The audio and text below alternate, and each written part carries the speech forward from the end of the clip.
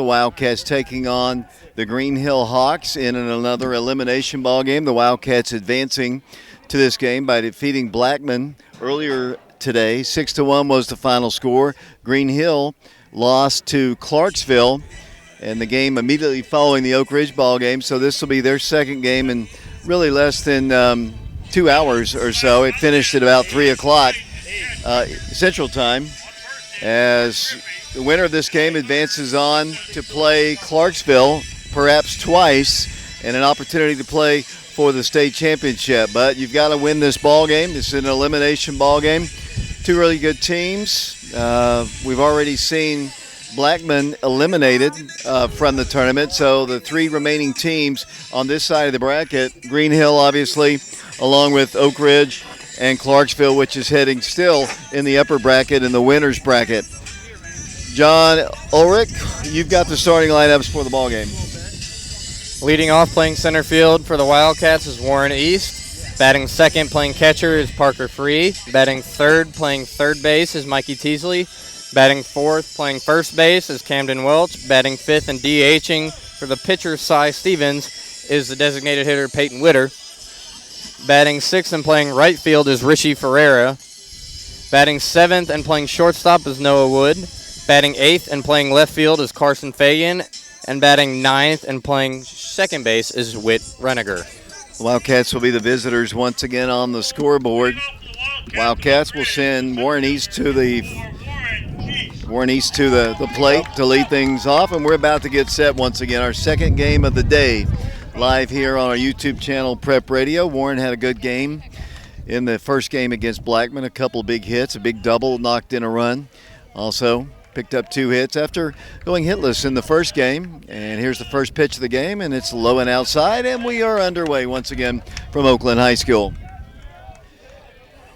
Warren, a right-handed hitting sophomore against the right-handed throwing pitcher. The ball hits high and deep to left field. The left fielder back to the warning track right in front of the fence makes the catch for out number 1. Just a high fly ball out. The wind is not as much a factor as it was yesterday and today. It is blowing a little bit more towards left to right, but not nearly as strong as it was. That ball was just a high fly ball. It kept drifting back a little bit, but the wind didn't affect it at all, and that's out number 1. Yeah, I think Warren just got under that ball a little bit there. If he was a little bit more on top of it, he may have started this game off with a home run. Here's Parker Free stepping in. Parker had a couple hits in the first ball game, the win over Blackman. He takes a strike. Pitcher for the Hawks, as that pitch is cut on and missed, is Liam Bowles. He's a right-handed throwing pitcher. Of course, this is the third game for both teams, so you got to figure both teams are getting kind of lower in their pitching as that ball is hit foul over towards the Green Hill dugout. And one of the coaches has it, and umpire throws in a new ball into the pitcher. And we've got a no ball, 2-strike count on Parker Free. It's going to be a little bit more difficult to read the scoreboard with the sun shining down on it. There is one out. Here's the pitch. That's up high and outside. And the count is 1-2. On deck for the Wildcats is Mikey Teasley. Warren, a fly ball out to start the game, and here's the pitch to Parker. Hit in the air right side. First baseman's lost it. It's going to drop. And it is a fair ball, and Parker's going to head towards second.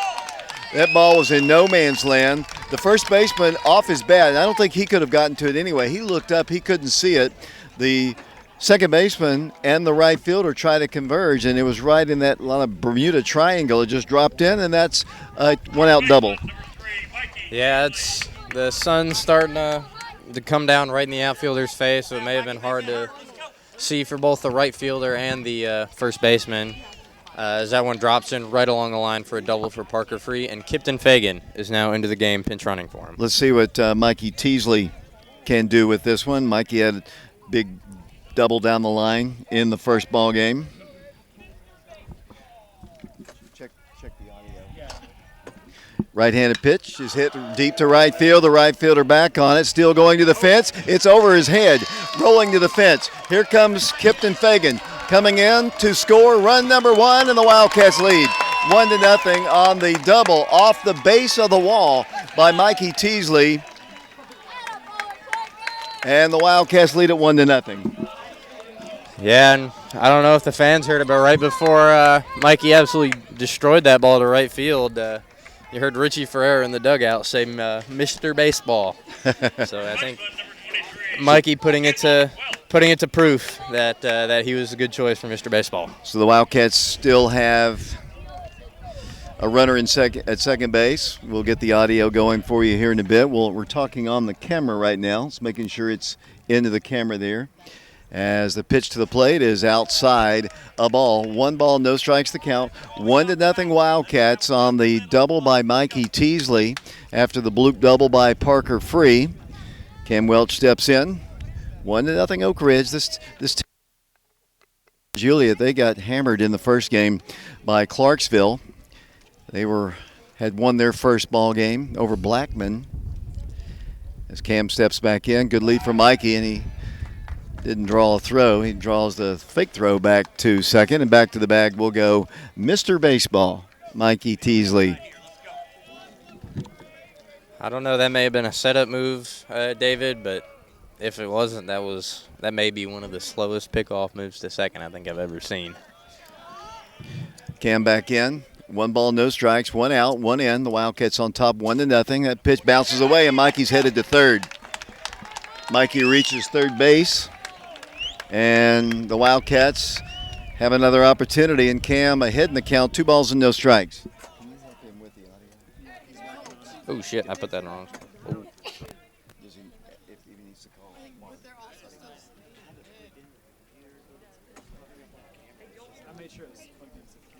Is this working? It's not. That's not the issue. It's in the OBS probably. Or no, can they hear us? No. The camera can though. 1-0 our score. Cam Welch back in, batting from the left side. The wind, the pitch. He called a strike on the outside half of the plate at the knees, and 2 balls and 1 strike is the count. We're live here at Murfreesboro Oakland High School. 1-0 Oak Ridge. The pitch, that's down low. Nice stop by the catcher, and it's 3 balls and 1 strike. We can answer all these people. Working on the sound. On the stream, the videotape, as that pitch is hit in the air, left side, well out of play. And the count is now 3 balls and 2 strikes.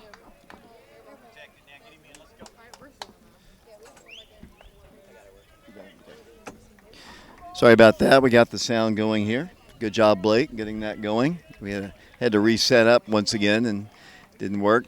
Wildcats will recap for you off. Here's a ball hit to the shortstop. He's going to throw Cam out at first. Good play. They had the infield in, and so Mikey could not advance home as Peyton Witter steps to the plate. Good play by the shortstop. John, our audio is working once again, so that's good. When we get to the halfway mark, or between innings here, I want you to recap what's happened to this point to let the listeners know. I know they see on the scoreboard we're up 1-0 as that pitch is down low. Mikey's at third right now. 1-0 elimination ball game. The winner to play Clarksville tomorrow at 2 o'clock Central Time here at Middle Tennessee State. Pitch hit in the air. Right center field. The right fielder over into center field. He can't make the play. It drops, and here comes Oak Ridge. Peyton Witter's going to go into second. The Wildcats have another run. The sun is beaming down on the right fielder, and he just couldn't make the play, and that is an RBI. We'll give him an RBI. I think the sun might have hindered his ability to see it, and it's 2-0 Oak Ridge. Did that maybe tip off his glove, David? I couldn't quite see it out there. It looked like it did, but it looked like he was having trouble with the sun the entire way. That's why I nicely gave him a double. So I'll do the same in my scorebook. Yeah, I mean, I'll be nice. Well, yeah, be nice. We'll see what Mr. Gary gave him down on the game changer if he's the one working it. But the Wildcats have put 2 on the board here on the top of the first. Richie Ferreira is the batter, runner at second. The pitch to Richie is outside, way outside, and the count is 1-0. Richie kind of struggled in that first ball game. I was talking to him before the ball game, and he said just got to refocus, got to reset, and I know Richie will do that today in the second game here against Green Hill out of Mount Juliet, Tennessee. The pitch to Richie is hit foul. Straight back to the screen, and the count is even at 1-1 strike. 2-0 Wildcats as we play here in the top of the first at Murfreesboro, Oakland, the state tournament. The Wildcats trying to win for the first time in program history back-to-back ball games at the state tournament. I was talking to some people, Lyron Birdwell, former assistant basketball coach at Oak Ridge, talking about that. He was totally surprised that Oak Ridge had not been as successful at the state tournament over the course of the years as good as Oak Ridge. Oh, great butt by Richie Ferreira. He's going to throw and get him just in time. Nice idea by Richie. Got the bunt down, maybe just a little bit too hard, but a very successful top half of the first inning. John Ulrich, why don't you recap what happened? So to lead off the game, Warren East had a deep fly out to left center field. And then Parker Free doubled on a high fly ball right down the right field line that fell in for a double. Mikey Teasley drove the ball over the right fielder's head for consecutive doubles, scoring the courtesy runner for Parker Free, number 11, Kipton Fagan. Cam Welch called out on a ground ball to short. Although a wild pitch in that at bat allowed Mikey to move to third. And then Peyton's graciously scored double allowed Mikey to score from third. Yeah, look up on the scoreboard. Looks like they've got an error up there, but hey. We're nice. Hey, we're much nicer, and these are our guys. Except to maybe the umpires, David. Well, we'll see. We'll give them a chance here. Cy Stevens is warming up for the Wildcats. And, you know, Cy's been basically the third starter. Been starting the weekday games for the most part. Looking for the pitching statistics in front of me. Cy, this will be his 8th game that he's started. He's pitched in a total of 9 games. He's pitched 37 2/3 innings for the Wildcats, and he has a 6-0 record coming into this one. And that's what you like to hear. He's a big left-hander. And, you know, on a good day, Cy's going to be right around 84, 85 with his fastball, which moves a lot like a cutter. For those who don't know, a cutter is kind of a mix between a slider and a fastball. Or it's basically kind of a hard slider that moves a little bit less. And he's got a really sharp breaking ball that he pairs with that. So, like I said, he's 6-0 on the year. I think one of the more memorable games that I have, and this was last year, I think we were up in Kingsport, and he had a really good performance in that rather cold, rainy game. As that pitch is a called strike, and Cy's work on the mound is underway. Gabe Gray, the shortstop, is the leadoff man. 2-0 Oak Ridge over Green Hill. Green Hill making their first ever appearance at the state tournament. There's another called strike on a breaking pitch, and the count is 0-2. Good breaking ball there from Cy Stevens. Catch the outside corner. Once again, a good turnout of Oak Ridge fans have stayed around to watch this one. And that pitch is right down the turnpike, straight down the middle, and that is 3 pitches and a strikeout, and Gabe Gray is out number 1. And the batter now will be the second baseman, Grayson Beasley. Yeah, I'm not quite sure what Gray was looking at to us. That looked like it was about as middle center cut as a fastball can be. So yeah, I don't know. I guess he thought maybe it was low, but it couldn't. Not a better pitch. That ball is hit to right field. That's going to be a base hit. Might go for more than one. He takes the wide turn, but Richie gets over to it quickly and gets a nice throw back in, holding him to a single. But opposite field hit, and the first base runner of the day for the Hawks. Batter now will be the right fielder, Joey Greenstreet. In the game played just a couple hours ago, Clarksville just put it on Green Hill. It was a run rule game after 5. It was 13 or 14 to 2. Final score ended up being 15-2. I can check here in a minute. Yeah, I mean, it was not pretty. We were here watching it, and I just kind of quit watching after it was getting to double digits. But so they've got a runner at first. Representing the tying run is the man at the plate. The ball hit to the third baseman, Mikey Teasley. There's one at second. The throwback not in time to get the double play, but they do get the lead man as Beasley is retired at second base for the second out of the inning. And they have a runner at first on the fielder's choice, and the batter will be Nick Owens. Now batting the center fielder, number 20, Nick Owens. Owens plays center field for the Hawks. Cy Stevens, as I mentioned in the first ball game and several other games this year, he's going to be playing college ball next year at Walter State. Great junior college baseball program. That pitch just maybe a little bit above the belt, and the count is 1-0. It was 2 at-bats in a row that the outcome happened on the first pitch, so these Green Hill batters are looking pretty aggressive here to start the game. Ball is hit in the air on the infield. Cam Welch looks at his dugout. He's heading in that direction. Makes the catch for out number 3. Staggered a bit. I think he was very concerned about there's a fence in front of the Oak Ridge dugout. He looked at it twice, kept his eye on the ball each time when he looked up, and kind of staggered back and made the catch over the back of his shoulder, and that's out number 3. Great quick inning there from Cy Stevens. Got all 3 outs on 7 pitches, David. So we go to the top half of the first inning. The Wildcats of Oak Ridge in the state tournament for only the 4th time in school history, and a timeout between innings. And let's take a quick break. We'll send it back to our engineer, Blake Woody. We'll be back in 30 seconds. Fox Insurance Group believes your business deserves the expertise of a local insurance agent. With business insurance from Todd Fox at Fox Insurance Group and Encova Insurance, you can make sure your business stays up and running no matter what happens. If you own a business, make sure it's fully protected by contacting Fox Insurance Group. Visit www.grayfoxins.com or call 865-482-0513.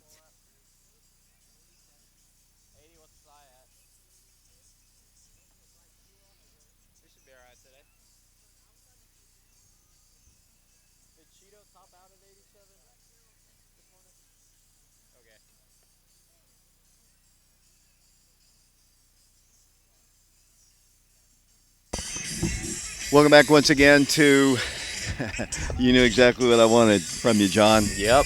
It's hard for me to tweet. I've told you this yesterday, I think. Alex Myers, when he does football with me, he does not like to do color. When I'm in Atlanta, he likes to do the play-by-play, and he doesn't have to do my tweets. But I always hand my phone off. It's hard to do 2 things at the same time, as Noah Wood leads things off for the Wildcats. Let's see what Noah did in the first ball game as he steps in, leadoff man. And he takes a pitch on the outside half of the plate. Noah in the first game was hit by a pitch, scored a run, walked and scored a run, and was out first base unassisted. So good day for the Wildcat shortstop. The pitch to him is hit to right field. Will it stay fair? No, just probably about 10 feet or so outside the line on the right field side. And the count remains at 0-2. Nobody on, nobody out. We're in the top half of the second inning, live here from... I think Ben George had a few words for you about your tweets.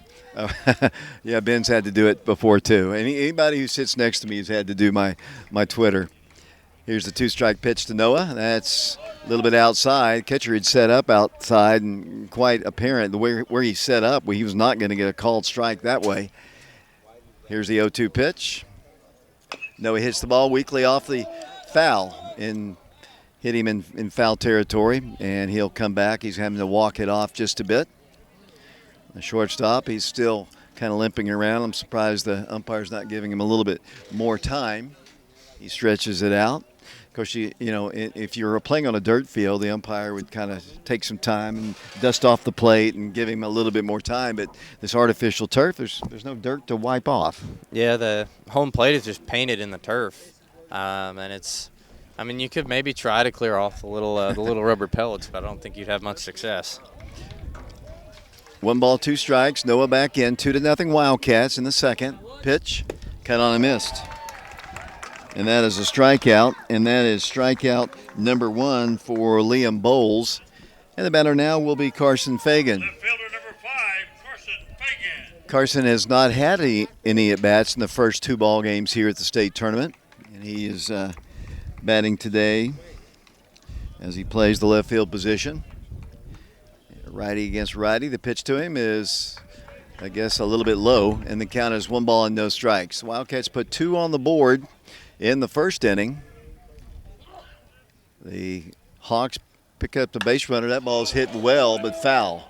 That ball almost has home run distance. It bounces about maybe 10 feet in front of the wall. Probably went about 300 feet, but well foul. And the count is even at 1 ball and 1 strike. State tournament baseball. I almost said basketball again, John. I'm so used to doing basketball. But state tournament, only 8 teams from this classification make it each and every year. And one of them's already been eliminated at this site. And obviously we'll check some other scores of the other ones going on over at Siegel High School. As that ball is hit foul again over towards Oakland High School. Location of this. Kind of disappointing. We heard in the first ball game that the state championship game will not be played at Middle Tennessee. It'll be here at Oakland. That pitch is cut on a miss. That's back-to-back strikeouts. As Carson goes down for the second down in the inning, the batter will be the second baseman, the number 9 hitter in Coach Travis Free's lineup, Whit Reniger. Whit Reniger's been pretty hot so far in the few games that they've played in the state tournament. He's got 3 hits, I believe, all singles, but they all were in some sort of run-scoring inning for the Wildcats. So he's done a good job setting a table for the top of this Wildcat order. He hits that ball foul over towards their batting cage, their indoor batting facility. It's a beautiful facility here at Oakland baseball-wise. Look, their football field, surprisingly as good as Oakland is in football, is basically an average field, but their baseball facility is nice. Of course, I guess it doesn't matter what your field looks like when you're winning state championships in football. As Whit takes the ball, the even count, 1 ball, 1 strike. 2 outs. We're in the second inning in a 2-0 ball game, Oak Ridge. Cut on and missed. 1 ball, 2 strikes. Still have a good turnout of fans here. Winston Russell still in attendance. We got a nice visit with him before the game. 1-2 pitch. Hit well to right field. It's going to drop in front of the right fielder. And, I don't know the kid in right field, but I think that is a position that we can exploit because he's made a couple if he plays here, and that one he could have caught it if he made an effort, but I guess he didn't want the ball to get behind him, and it's a single. I was say that right there, that might be another instance where he's not able to see the ball very well. Yeah, like I said, the sun is beating down right. It's kind of like Bobby Hopkins late in the afternoon. The sun just right towards right field. As Warren East steps in, Warren flew out deep to left field back in the first inning. Reniger is the base runner. Go ahead, John. I think we definitely have the advantage as Reniger slides back into first safely. I definitely think we have the advantage in the field and right field as Rishi Ferreira is much more used to the sun at Bobby Hopkins, a really high sky there. So it should be looking good for the Wildcats out in right field today. Warren back in. Yet to take a pitch. Here it comes. Hit on the ground, third base side, 1 bounce. He's going to have to throw hard. He does in time to retire Warren East. Warren grounds out to third, and he's 0 for 2 in the ball game. And Wildcats pick up a base hit from the freshman, and they leave him stranded. We go to the bottom half of the second inning. Here at the state tournament, the Wildcats on top of Green Hill, 2-0. And we'll be back to Murfreesboro, Oakland High School following this timeout.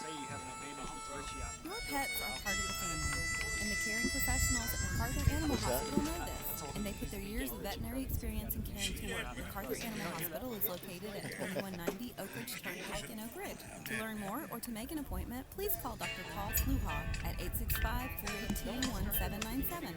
The Carter Animal Hospital is proud to support some other cats too. And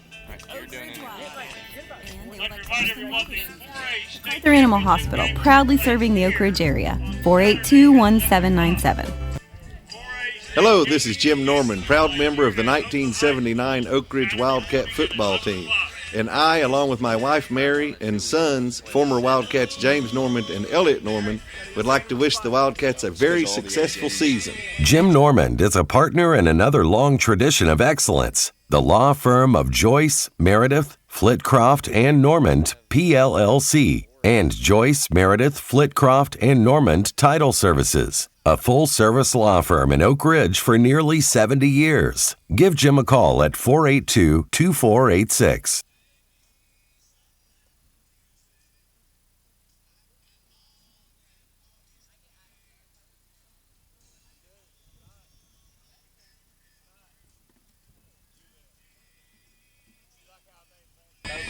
David Clary, John Ulrich, along with Blake Woody back here at Oakland High School. Wildcats on top 2-0 as we go to the bottom half of the second inning. And leading things off for the Hawks will be Logan Barney. Logan is the left fielder for the Green Hill Hawks, and he takes a strike from Cy Stevens. Defensively for the Wildcats, the first baseman is Camden Welch. The second baseman is Whit Reniger. Noah Wood is in at shortstop. Mikey Teasley at third. Ball's ripped right to Mikey Teasley, who catches it on a line. Ball was hit right on the button, but right to Mikey, and that's out number one. Yeah, good quick reaction there from Mikey. He made a similar play, but I would say a much better play in the sectional series to save a run to keep Science Hill at bay, but he's been solid at the hot corner all year. He's been solid everywhere all year, David, winning Mr. Baseball. First baseman Jackson Hines steps in. I pointed out to you that I think they have like 3 different guys with Jackson in their name. Maybe I saw that wrong. They have Jackson Hines, Xander Jackson, and Jackson Crawford in their lineup. I don't know what that means, but a lot of Jacksons. Yeah, Jackson evidently a popular name in Mount Juliet, which I guess is fairly close to the Hermitage where Andrew Jackson was from, as the pitch is down low.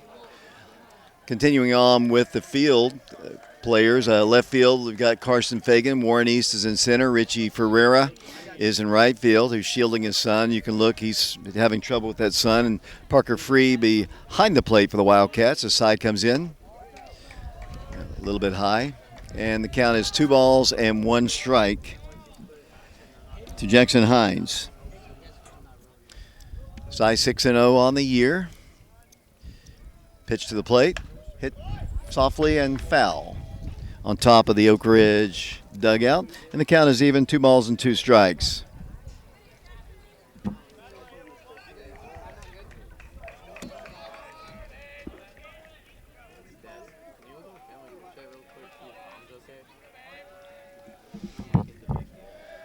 Right-handed versus left-hander. The pitch is cut on and missed. Cy Stevens has a strikeout, and that is out number 2 here in the second inning. And the batter now will be the designated hitter, Xander Jackson. Xander wears the number 3. He looks down to his head coach down just beyond the third base coaching box. They are wearing predominantly gray jerseys with green pinstripes. Their numerals are green with white background. The Wildcats still wearing their pinstripes as well. Predominantly white jerseys with cardinal striping and cardinal Oak Ridge on the front, and the numerals in cardinal as well. There's a called strike, and the count is even at 1 ball and 1 strike to Xander Jackson. This is the state tournament. One team has already been eliminated. John, if you would, kind of check Coach T and see as that ball is hit to the right side, and Richie almost thought about, and I've seen Richie do this before in right field. If he gets to it quickly, sometimes he tries to throw it to the first baseman, try to get them out before they get there, but that one had no shot. And that is the second hit of the ball game for Green Hill. And the batter, might have heard that over the PA, Grant Kruger, the catcher. He's the number 8 hitter in their lineup. Yeah, the PA system seems much louder than it was earlier. I don't know if they turned it up. I don't think that speaker was actually working tonight, last night or earlier today. So I think I'm going deaf right now. What? Exactly. Here's the pitch to the plate, hit foul on the right side once again. The count is 0-1. Green Hill just up the road at Mount Juliet, so they've got quite a few fans, but Oak Ridge has quite a few fans. Most people have stayed around. A lot of them from last night. We had a huge crowd last night, and a lot of them headed back to Oak Ridge. Of course, a lot of people kind of had reservations for hotel rooms. That the tournament was put back a full day, so it's kind of messed up a lot of people's plans. But hopefully we'll just continue on playing. Wildcats with a win would play again tomorrow against Clarksville. Here's the pitch. That's up high. 1 ball, 1 strike the count. Last year in this game, the Wildcats opened up their tournament last year losing to Nolensville and then had that early morning game. We'll come back to that as the ball is hit foul territory. It's going to go over the top of the Oak Ridge dugout and hits the top of the roof and out of play. 1 ball, 2 strikes. Lost to Nolensville, who, and if you might not remember this, you probably do, John, because you're a study of baseball, but that Nolensville team was made up primarily of youngsters who won the Little League World Series years before. Nolensville, that group won the Little League World Series. Did you know that? I did not know that, David. Yeah, that was one of the cool facts. They didn't make the tournament this year, but that team, those guys, I think it was the junior class, won the Little League World Series, which was very cool. Wouldn't you have loved to have played in that game? That would have been the tournament. That would have been a lot of fun, but I was not much of the baseball player at that age. I was more of a soccer kid that time, and then I came to my senses. That pitch is outside by Cy Stevens. The count now looks like 2 balls and 2 strikes. We've got 2 outs here in the second inning in a 2-0 ball game. Number 8 hitter for Green Hill batting. Cy comes to the plate. That's low. Parker's taking a long look at the runner taking his lead off of first. Of course, now he's got a 3-2 count. So it's going to be a decision pitch right here. Cy bounces on the mound, comes to the plate, cuts the inside corner, and that is strike 3. Good call by the umpire. The Green Hill people don't like it, but that was on the inside corner at the knees, and that is out number 3. Good pitch there by Cy. Yeah, so far through the first 2 innings here, Cy's throwing good, but also I kind of like this guy behind the plate. I think he's got a pretty good zone. Yeah, he's been very consistent with it. That is strikeout number 3 for Cy Stevens. He's catching a little flack from the Green Hill dugout. He's glaring in that direction. That was a really good pitch. I mean, we have a pretty good advantage basically right behind the plate, a little bit off to the side, but I mean, he caught the corner and it was right at knee level, and that is his 3rd strikeout. We go to the top of the 3rd inning. We are live at Oakland High School in Murfreesboro, Tennessee. The Wildcats on top by a score of 2-0. Earlier today, the Wildcats knocked off the Blackman Blaze 6-1. That eliminates Blackman. Check on Coach T and see about some of those other scores at Siegel today. If you give me just a minute here, I'll get some of those scores pulled up. Okay, thank you. Wildcats in the 3rd inning will send to the plate Parker Free, Mikey Teasley, and Cam Welch. 2, 3, and 4 hitters in the Wildcat lineup. Green Hill playing in their 2nd game as well today. Looks like we've got a Farragut score to tell you. That's the final score. So Farragut beats Siegel 1-0. So Siegel will drop down to the loser's bracket game, and John's working on the next one. I believe the other teams involved are, I'm trying to remember, honestly. Where's the bracket?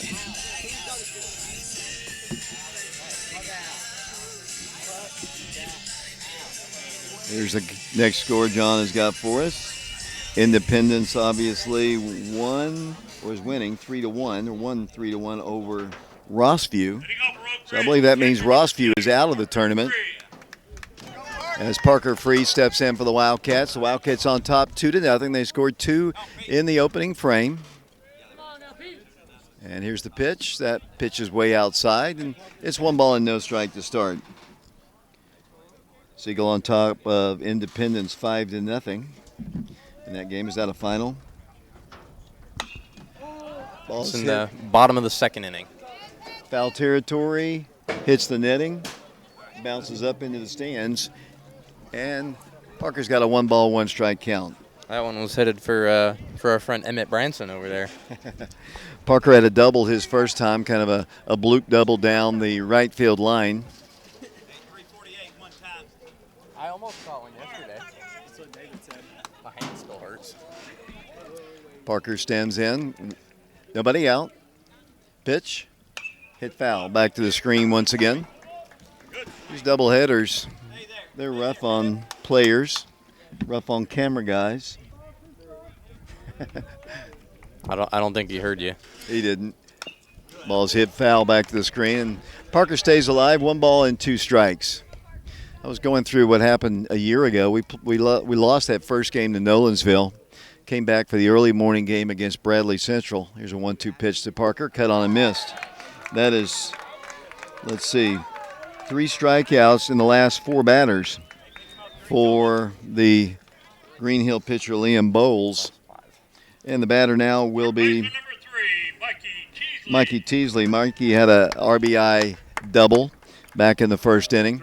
Bradley Central won that ball game, came back and had to play Arlington and lost into their season. And you remember that very well, John.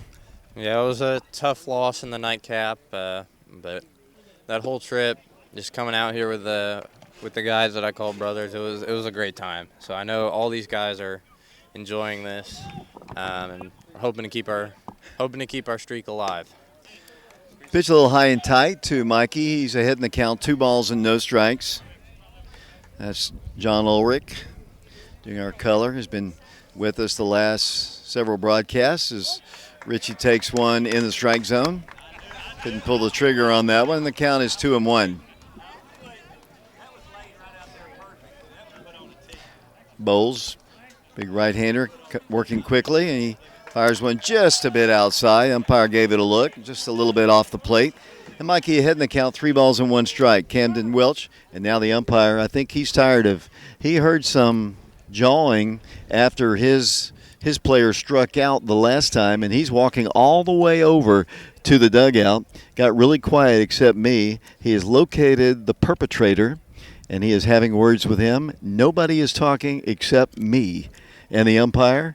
In fact, the guy from Green Hill not saying a word. And that conversation, he started back to the home plate area and then returned back to talk to that assistant coach. Got to control the game, and he did. Yeah, that pitch may have been a little bit close, but it was. I think he was talking. He's more upset about the strike 3 call on their batter at the end, because that was a borderline pitch, and they were chirping at him at the end of that inning. Mikey back in, 3 balls and 1 strike. The pitch hit on the ground in the hole, deep short. Mikey's fast. Here's the throw. It's in time, and Mikey Teasley, Mr. Baseball, is retired for out number 2. So after a shaky first inning, John, Bowles has really settled down. Yeah, he had a four batter second inning through 9 pitches, and so far has gotten 2 pretty quick outs here in the top of the third. Here's Cam Welch batting, 2 outs, nobody aboard. Third inning, 2-0 Oak Ridge. The pitch to Cam is high and outside. Cam grounded out to short back in the first inning. 1 ball, no strikes. The pitch. There's a called strike at the knees. Outer half of the plate. Evens the count at 1 ball and 1 strike. Mike Sheehan listening to our broadcast today. Hope Mike's doing well. His sister is here. There's a called strike on the outer half of the plate, and maybe a little off the plate there, but close enough. He's been very consistent. 1 ball, 2 strikes, 2 outs. Cam back in, the wind. Here's the 1-2 pitch. Hits it on the ground to the pitcher. He fields it and underhands it over to first in time for out number 3. So 3 up and 3 down for the Wildcats here in the third inning. We go to the bottom half of the third. Live from Murfreesboro, Oakland High School. The Wildcats of Oak Ridge on top 2-0. We'll be back in a moment. When second's making a play, short's got to cover. A winning insurance strategy doesn't rely on one person. Good hustle, good hustle. Communicate with your guys and make sure everyone's in the right coverage. It takes a team that knows its roles well, working together to provide an exceptional experience. Set the screen. You have to protect yourself. 1, 2, 3, Wildcats! At Shelter Insurance, you can count on our local agents and award-winning customer service to help you protect what matters most. Ask me, Nathan Miser, about Shelter's auto, home, and life options.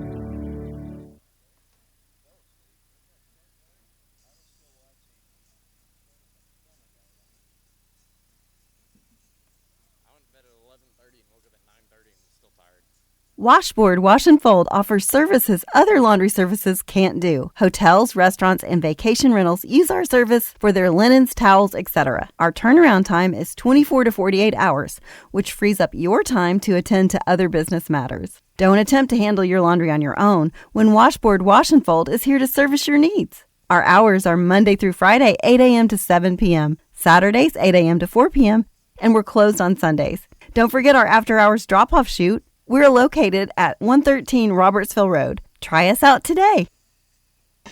David Clary, John Ulrich, along with Blake Woody back here at Murfreesboro Oakland High School. We go to the bottom of the third inning.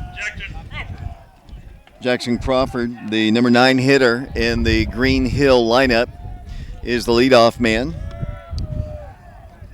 He plays third base. The pitch to him is low and inside. Green Hill starting to make a little noise over in their dugout on the third base side. Might hear them to our left. The Wildcats a little bit more quiet to the right. Ball's hit on the ground to Cy. He can't get to it. Fielded nicely by Mikey, and he zips it on to first using that great arm of his. I thought when the ball got past Cy that it was going to be hit, but Mikey comes to the rescue and fires a BB. He made that look like a really easy play, David. Yes, he did. That is not at all an easy play. The beautiful sidearm throw over to first to get the first out of the inning here. Back to the top of the order we go to Gabe Gray. Pitch is a little bit high. And the count is 1-0. There's one out here in the third, 2-0 Oak Ridge. Ball kind of eludes Cy, and big burly senior. I don't know if burly is the right word. He's a big boy. I don't know if Cy ever played football in his career, but he could have. He's a big guy. I think he could. I don't know what all the different builds based on positions are, but I think he could be a good linebacker or a running back. He's a big boy. And you, on the other hand, you would have been probably a punter. Okay, that's a good one. Ball's hit foul off to the right, even count, 1 ball, 1 strike. Breaking pitch, I believe, comes in a little bit high and tight, and the count is 2-1. This is the leadoff man. He was a strikeout victim looking his first time. Cy working quickly, a little high and inside. Now it's 3 balls and 1 strike. I may have been a kicker, too. I hit a 40-yarder in tennis shoes. I remember that, actually. I think I was at Clinton. I remember that, actually. I'm pretty proud of that. Here's the pitch, cut on and foul tip back to the screen. And we got a full count now, 3 balls and 2 strikes. The winner advances to play tomorrow at, I think it's 2 o'clock Central Time, 3 o'clock Eastern Time against Clarksville. And whoever wins that game has to beat Clarksville twice to advance to the championship ball game on Saturday. Pitch, inside corner, called strike 3. Once again, freezes him on the inside half of the plate. And he has been absolutely consistent with that call. So there shouldn't be any argument from either side because he has been absolutely consistent with that. Yeah, and that looked like it caught the corner of the plate, too. It didn't look like it was really in at all. It was a good pitch there from Cy to get the strike 3 looking. Here's Grayson Beasley stepping in with 2 outs. He had a single his first time. How many strikeouts is that now for Cy? That is Cy's 4th strikeout of the ball game. There's a pitch perhaps a little bit low, and the count is now 2 balls and no strikes. Green Hill making a lot of noise to our left. Sorry, Mike. 2 balls, no strikes, 2 outs, nobody aboard. Pitch, hit on the ground. Mikey Teasley, funny hop, has to throw hard, and he does in time for out number 3.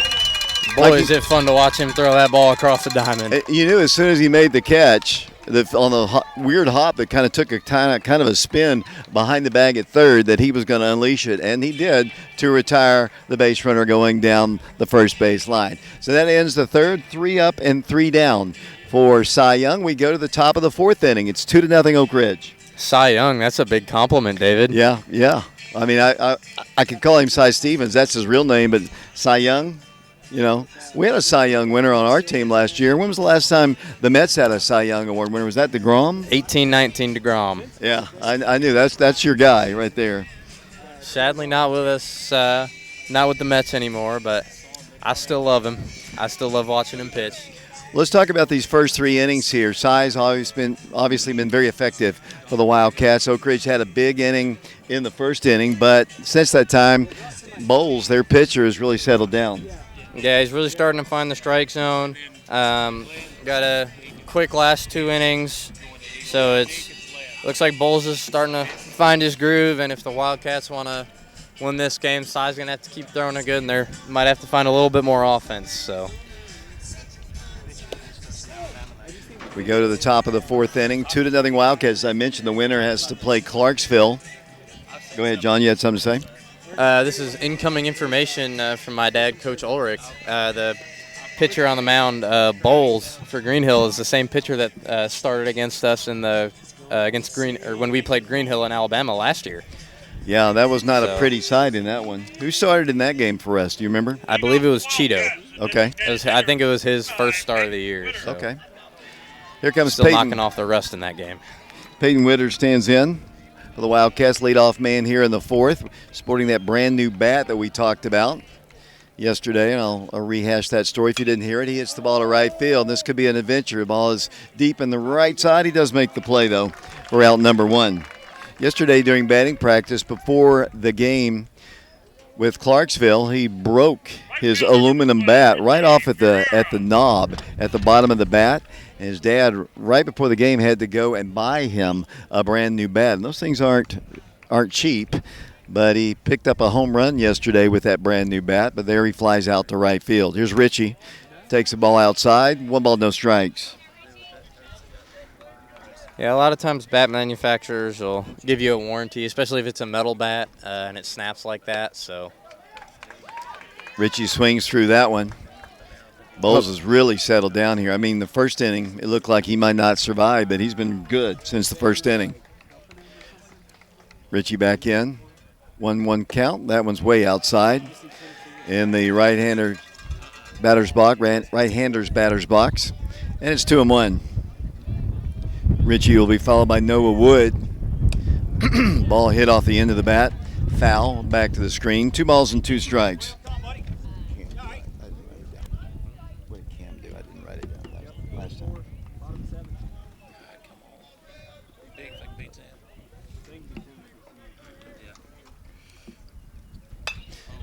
Line drive, almost takes out his head coach, Travis Free, down in the third base coaching box area.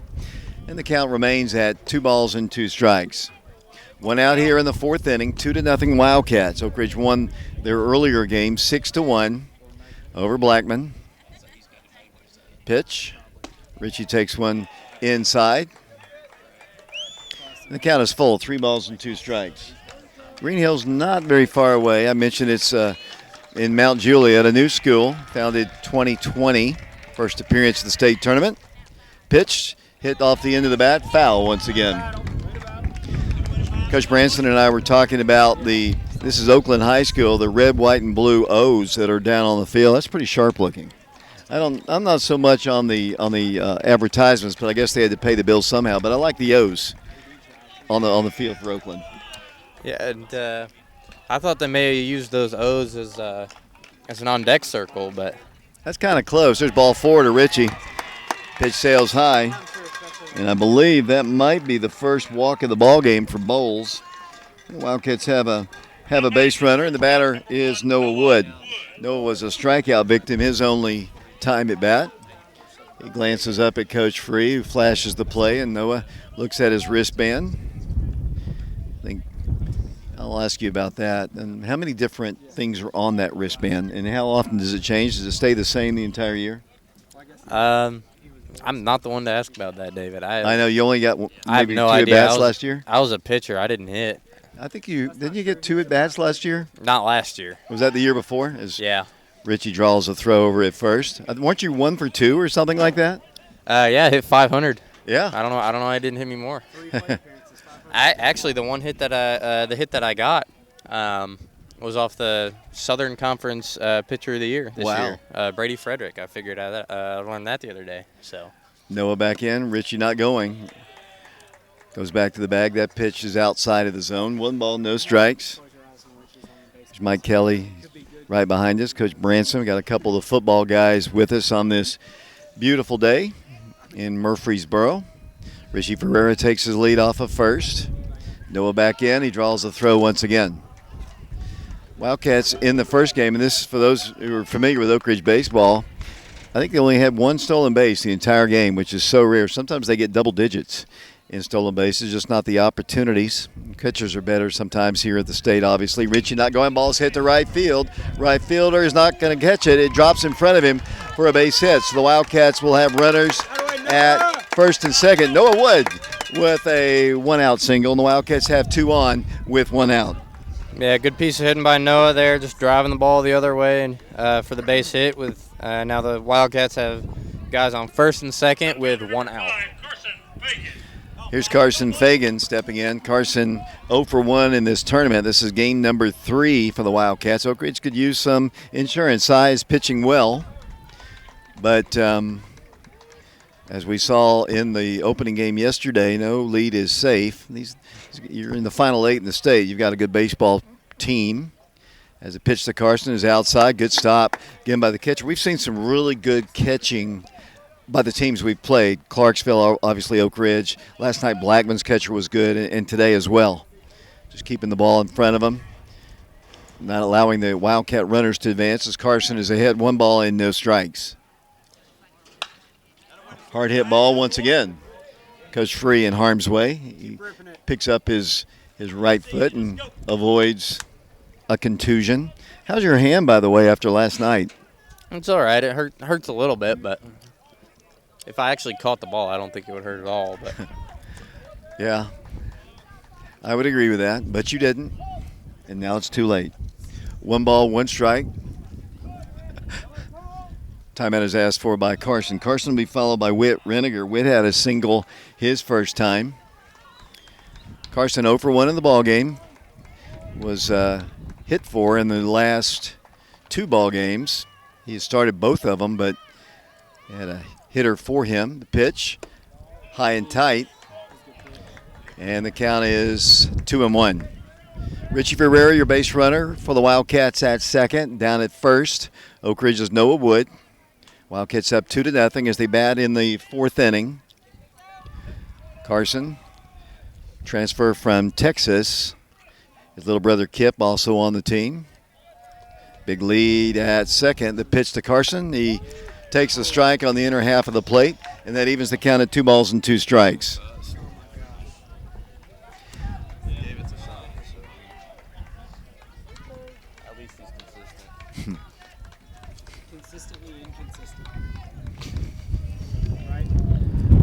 Maybe. 2 balls and 2 strikes. Ball hit foul. Once again, past Coach Travis Free. 7th year as the head coach. This team this year winning the most games in program history. I got a text last night from a member of that 1972 team. And John, you and I were talking about this last night about, obviously it's a great record to have the most wins, but the 1972 team that made the state tournament only played 12 games that entire year. So that's as Richie's going to draw a throw, and this time he's not too far off the bag. Richie has a tendency to kind of wander a little bit. And that time he drew the throw, but he wasn't that far off the bag. Carson Fagan back in. He's got a 2-ball, 2-strike count on him. 1 out. We're in the top of the 4th inning. The Wildcats on top 2-0. Trying to reach Friday of the state tournament. Be one of the final 4 teams in the state if they do so. Timeout is asked for by Carson. Carson hit his first, maybe only home run of the year against Halls in the first district ball game of the year over at Halls. I remember that very well. 2-2 pitch to him. Low, ball 3.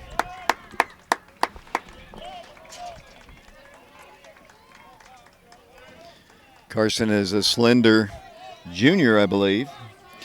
His brother Kipton is a freshman, also a member of the Oak Ridge football team. His brother is. Carson just a baseball guy. 3 balls and 2 strikes, 1 out, 2 on for the Wildcats. Carson back in, the pitch to him. That's ball 4, and the Wildcats have the bases loaded. And Whit Reniger is going to come to the plate. And Bowles, the pitcher, is asking the umpire, where was that pitch? Was it inside? Was it low? Was it outside? The umpire didn't respond to him. Good at bat there for Carson, and now we're going to have a conference on the mound.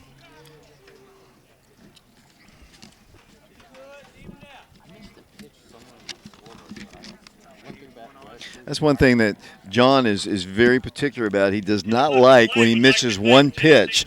He's looking very hard on his scorebook. He's missed one pitch in 3 games, and he's upset about it. I've gone back through the whole game on Game Changer. Every at-bat pitch by pitch agrees with what I have down. But somewhere I'm missing one pitch or I don't know how to do math. I am so sorry for you. I'm an engineering major, so that's a little bit of a problem. You're one of those guys.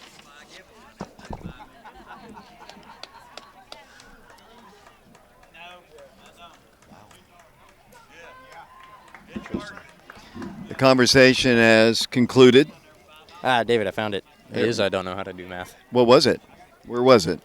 Beginning of this inning, it was a one pitch fly out for Peyton Witter, and I just wrote down the same amount of pitches as the last inning ended. So, infield is in for Green Hill. Bases are loaded. Freshman Whit Reniger is the batter. He had a single his last time. Swings and he misses, and the count is 0-1. According to my math, 47 plus 1 is 47. Well, you are an engineer in Alabama. 1 strike the count, the pitch. That's down low, a ball. Good stop again by the catcher, keeping it from going back to the brick wall behind the home plate area. Lead runner is Richie Ferreira. Wildcats have runners at all over, with Carson Fagan being at first. Bases full of Wildcats. 1-1 pitch to Witt is hit on the ground. 1 hop. They might turn 2. It's going to be a bang-bang play, and he does. Double play. Ball was hit not real hard, but it was perfectly placed. The second baseman was kind of cheating a little bit over towards the bag at second. The ball went right to him, and they got the double play, and that ends the Wildcat threat. So good job of pitching by Bowles. He loads the bases, and a double play ends the inning. We go to the bottom half of the 4th inning. The Wildcats still holding on to a 2-0 lead over the Green Hill Hawks, and we'll be back to Murfreesboro, Oakland in a minute. Sexton Automotive of Oak Ridge is proud to be a family and locally owned, full-service pre-owned car dealership. You have the option to take your vehicle anywhere for collision repairs, and we will work with your insurance company. Sexton Automotive of Oak Ridge is a Napa Care Center, and our service department is here for all your automotive maintenance and repair needs. Our rental fleet offers a variety of vehicles, from economy cars to passenger vans. Get your next in at Sexton Automotive of Oak Ridge, Elizabeth Beard, ORHS, Class of 2001. Check out our inventory online 24/7 at sextonautos.com. When something happens to your car, you might say, "Ugh, come on, seriously? This is so extra." But what you could say is, like a good neighbor, State Farm is there. Your local State Farm agent is available when and where you need them, online, over the phone, or even in person. State Farm agents are here to answer your questions and help you file your claim. This is so extra. Get with someone who can actually help. Contact me, Agent Laura Lynn Green, today.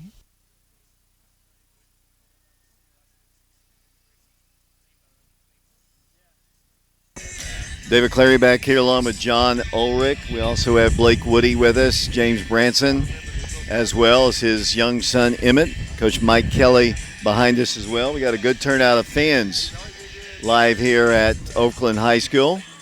State tournament. It's only the 4th time in the history of the program. I was going back and looking at some of the history. The only other times the Wildcats until last year, 1971 and 1972. Wildcats, Oak Ridge has never won 2 consecutive games at the state tournament. They're trying to do that today if they can knock off this Green Hill team. A lot of baseball to be played. Sai so far pitching a shutout. His team put 2 on the board for him in the first inning to lead 2-0. And the pitch is a ball. And we're underway once again in the bottom of the 4th inning. I believe this is the number 4 hitter in their lineup. I'll ask John, as that pitch is low and inside. I didn't write the numbers down. Is this the number 4 hitter or the number 3 hitter? Number 3 hitter. So this is Joey Greenstreet. He reached on a fielder's choice. His first time. He's ahead in the count, 2 balls and no strikes. Hits a soft line drive, which is going to fall in the left field. Carson Fagan fields it and brings it in. So it's a leadoff single. Good start for Green Hill in the 4th inning. Center fielder, number 20, Nick Owen. Actually, yes, as Nick Owens is the batter. That is the number 3 hitter, Nick Owens. Well, let's see. What did he do?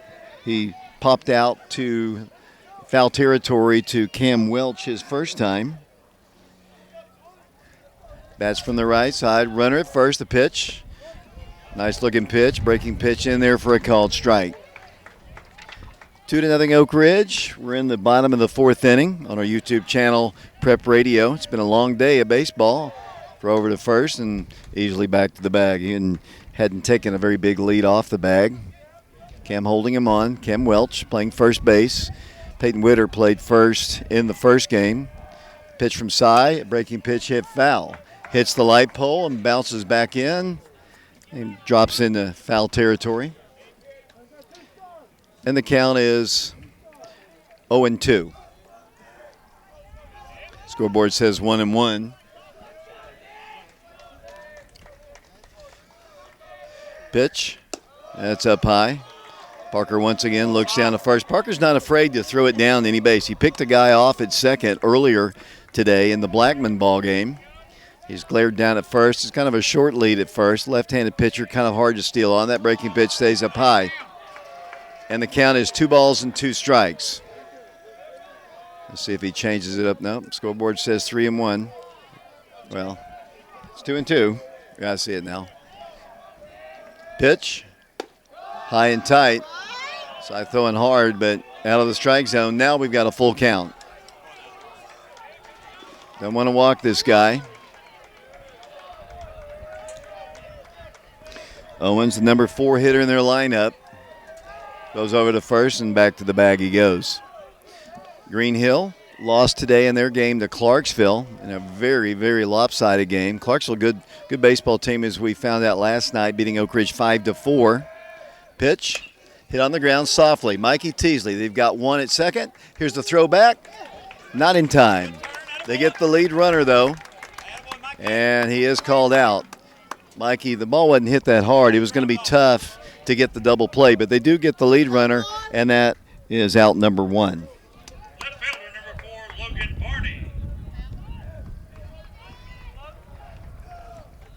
Barney. Barney so far today has lined out to Mikey. Right-handed hitter. Yeah, that ball was tagged when he hit it. I mean, it went right to Mikey, but the ball was hit. Hardest hit ball of the day, honestly. Big lead at first. The pitch, that's a ball. Bounces away about a foot or so away from Parker Free, but no damage done. Runner staying put. Looks like we have a new runner now at first. That's the guy who just had the fielder's choice. Yeah. Watch the game, Dave. I mean, that's all I got to do is just pay attention to what's going on. Good lead at first, though. Side comes in. He wanted to swing. He did not. Takes ball 2. Size control. A little bit off here in this inning. Hasn't given up much at all. Nothing's really been hit hard except this young man hit the scorcher to Mikey, as John mentioned. 1 out. 2-0 pitch. Hit once again to Mikey. Fields it on the short hop. He can't come up with it. It's a fair ball. Tried to get it on the short hop. The ball was not hit that hard. In probably in hindsight, if he lets it go, it might have gone foul. But Mikey with that arm, he thinks he can throw out anybody, but just couldn't come up with it cleanly. And they've got runners at first and second.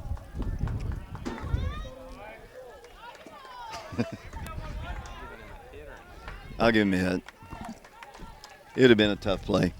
First baseman number 11, Jackson Hines. Jackson Hines, the batter, he was a strikeout victim. So Cy, with probably his biggest issue of the game. 2 on, 1 out. Pitch, a little bit of the belt, and the count is 1-0.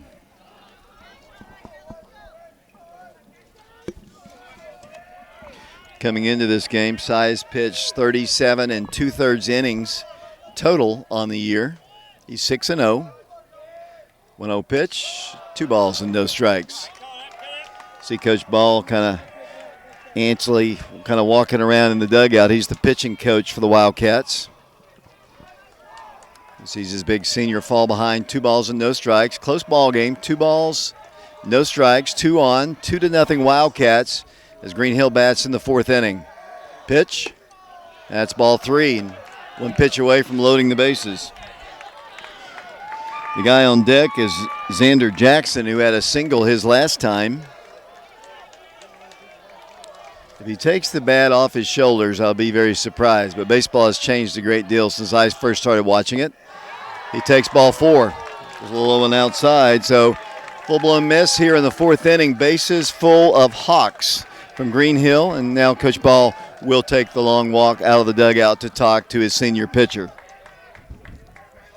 Yeah, 4-pitch walk has been very unlike Cy so far today. He's been really attacking the zone, but just kind of lost it there for a minute. We'll see if he can rein it back in after the mound visit from Coach Ball.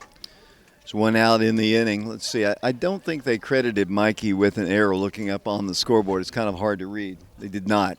It's kind of a little short hop just right up the third base line, and he just couldn't come up with it cleanly. What do you think Coach Ball is saying right now to Cy? My guess would be just take a breath, trust your stuff, trust your defense, and you'll get out of this jam. So just trying to give Cy a quick break, catch his breath, and keep going after these hitters. 2-0 Wildcats, but they have the bases loaded. Xander Jackson, the designated hitter, is the batter. He's not a very tall guy, but he's very, very stout. Wearing number 3. Xander had a single his last time. Sports a kind of a big orange bat, a black handle. The pitch to him is low and inside. 5 straight out of the zone for Cy Stevens. No action in the Oak Ridge bullpen right now. This is Cy's ball game. Of course, pitch down low. 2 balls and no strikes. Kind of lost his release point. 2 balls and no strikes to count. Infield is in on the grass at first with Cam Welch. Mikey staying even with the bag. 2-0 pitch. There's a called strike on the inside half of the plate at the knees, and the count is 2 balls and 1 strike. Bases full of Hawks. 2-1 pitch. Inside, ball 3. Just barely missed that time. You can probably hear the Hawk. I think he is 2-2. Thank you, John. I looked up there. I was paying attention to the board. It is 2-2. Long conversation between the coach, and I don't know if he missed a sign or what, but whatever the sign is, he has it now, face to face. Word of mouth, much easier as he walks all the way up to the third base coaching box, and now back in the batter's box he goes, batting with the bases loaded. Steps out of the box now. Just waiting for the umpire here. Umpire was, I think, fixing his lineup card or something. I don't know. He had his mask off. Play is halted once again. Trying to disrupt Cy. 2 balls and 2 strikes. Maybe that's what the conversation was about. Kind of get him a little bit off his rhythm. 2-2 pitch. Here it comes. Ball 3. 3 balls and 2 strikes. Ridge fans kind of squirming a little bit in their seats down below us and above us in this beautiful facility here at Oakland High School. Cy Stevens, 3-2 pitch. Hit on the ground, right back to him. They've got one. No, they don't. They don't have any. The bases were loaded. I'm surprised that Cy didn't come home and get the force out. That would have been the easy play. I think he wanted to go for the double play, but instead of going home, he went to second and overthrew the bag, and the bases remain loaded, and it's 2-1. Nobody was at the bag when he was ready to throw it. Noah was still coming over from short, and Witt was still coming over to actually back up the throw from second. So, yeah, little middle mistake there by Cy. 2-1 the score. Ball is hit foul off to the right side. That was an easy one. He had to come off the mound, made a nice play, and went to try to get the double play started at second, but probably should have come home to get that force, but, you know, it's easier for us to say that when we're up here as that pitch is hit foul again. Off to the right side. It's 2-1 Wildcats now, but they still have the bases loaded with only 1 out. Cy ahead in the count now. Who is this batting again, John? I've lost my place. This is the catcher, Kruger. Okay. Reached on a fielder's choice his last time to pitch. That's outside the ball. And the count is 1 ball, 2 strikes. Bases loaded. Green Hill trails Oak Ridge 2-1. They've loaded the bases. Cy has the sign from Parker, now steps off the rubber. Full-blown jam here. Kruger is the number 8 hitter in their lineup. Jackson Crawford is on deck. Cy's got 2 strikes. He's got, well, that he has called that all night. Low and inside. It hit the inside half of the plate, but called a ball. That may have been a little bit low, but that was definitely really close call. 2-2 pitch. Here it comes. Cut on a miss. Got him anyways. Strike 3 swinging. And that's the second time that Kruger has struck out today. The number 9 hitter now is Jackson Crawford. They have played it a run. Crawford steps in. He grounded out to Mikey his last time. Number 9 hitter in their lineup. Big, tall player wearing number 10 in their gray jerseys with green pinstripes. Bases full of Hawks. Cy Stevens has given up 1 run here in the 4th. That pitch is hit foul. Back to the screen, and the count is 0-1.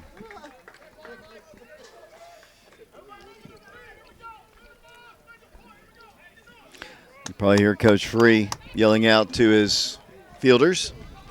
Carson's kind of shallow in left field. Warren a little bit more deeper in right. Richie a little shallow, shielding his son from the sun. That pitch a little bit outside. And the count is even at 1 ball and 1 strike. 2 outs now here in the 4th. 1 run in, 2-1. Oak Ridge on top of Green Hill.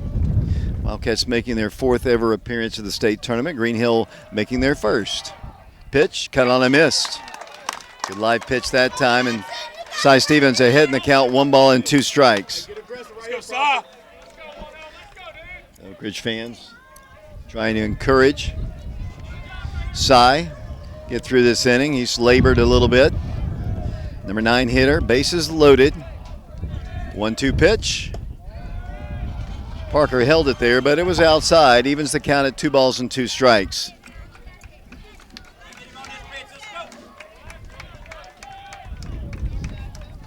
Cy on the hill. Back on the rubber, sporting those, I guess, orange or kind of pinkish shoes. 2-2 pitch. Called strike 3. Go sit down. Have a seat.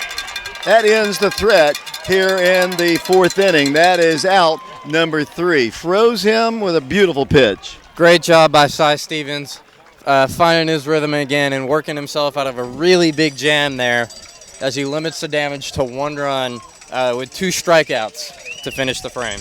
So we go to the top of the 5th inning. Oak Ridge still in the lead, but it's a 1-run game. 2-1 our score. We'll be back to Oakland High School in a minute. Sexton Automotive of Oak Ridge is proud to be a family and locally owned, full-service pre-owned car dealership. You have the option to take your vehicle anywhere for collision repairs, and we will work with your insurance company. Sexton Automotive of Oak Ridge is a Napa Care Center, and our service department is here for all your automotive maintenance and repair needs. Our rental fleet offers a variety of vehicles from economy cars to passenger vans. Get your next in at Sexton Automotive of Oak Ridge, Elizabeth Beard, ORHS Class of 2001. Check out our inventory online 24/7 at sextonautos.com.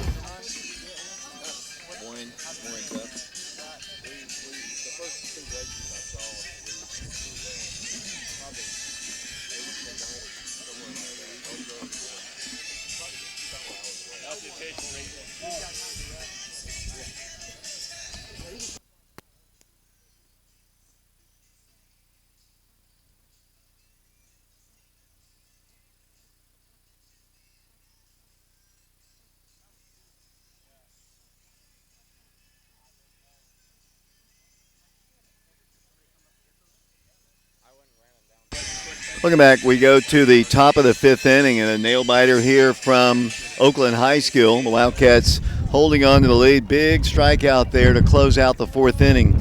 Kept the bases loaded, as you said, as very aptly limited the damage to only the 1 run. Go, Warren. Yeah, it was a really good job by Cy working out of the jam to keep the Wildcats ahead here 2-1.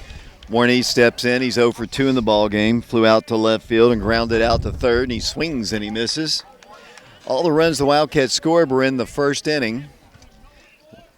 Bowles has kind of shut down the Wildcats since that time as Warren hits the ball to right side. Will it stay fair? It is drifting foul. Down the right field line, that would have been 2 for Warren, but probably about 7 or 8 feet foul down the line. And Warren behind in the count, no balls and 2 strikes. It'll be Warren East, Parker Free, and Mikey Teasley, the scheduled hitters. Parker has a double to his credit today. Mikey Teasley also a double. The Wildcats had, I think, really 3 straight hits to get things rolling in the first. Warren back in, the pitch to him. Strike 3, looking. And Warren, after a really good first game, is 0 for 3 in this one. Takes one on the outside half of the plate, probably too close to take with 2 strikes. And here's Parker. Now batting the catcher, number 2, Parker Free. Parker so far today is 1 for 2 with a double back in the first inning. Pitch to him. Cut on and foul tipped. And the count is 0-1. 2-1, the Wildcats in the lead. This is an elimination ball game. The winner advances. The loser ends their season. Pitch to Parker is outside and low, and that evens the count at 1 ball and 1 strike. Blake Woody doing our technical work today. Boy, he's working quick. Cut on and missed. Let's step out of there and kind of disrupt him a little bit. He's kind of found a rhythm since that first inning. Parker behind now, 1 ball and 2 strikes according to the scoreboard. Pitch, hit foul. Inside pitch. The count remains at 1-2. 1 out here in the 5th inning. Mikey Teasley's on deck for the Wildcats. Oak Ridge needs to get that run back as Parker steps back in. The pitch to him, that's up high and inside. Ball is 2 balls and 2 strikes. Liam Bowles, the pitcher for Green Hill. And Mount Juliet. Never heard of them. 2-2 pitch. Almost hit him. What do you guys say? Wear it? Is that what you guys say? Yeah.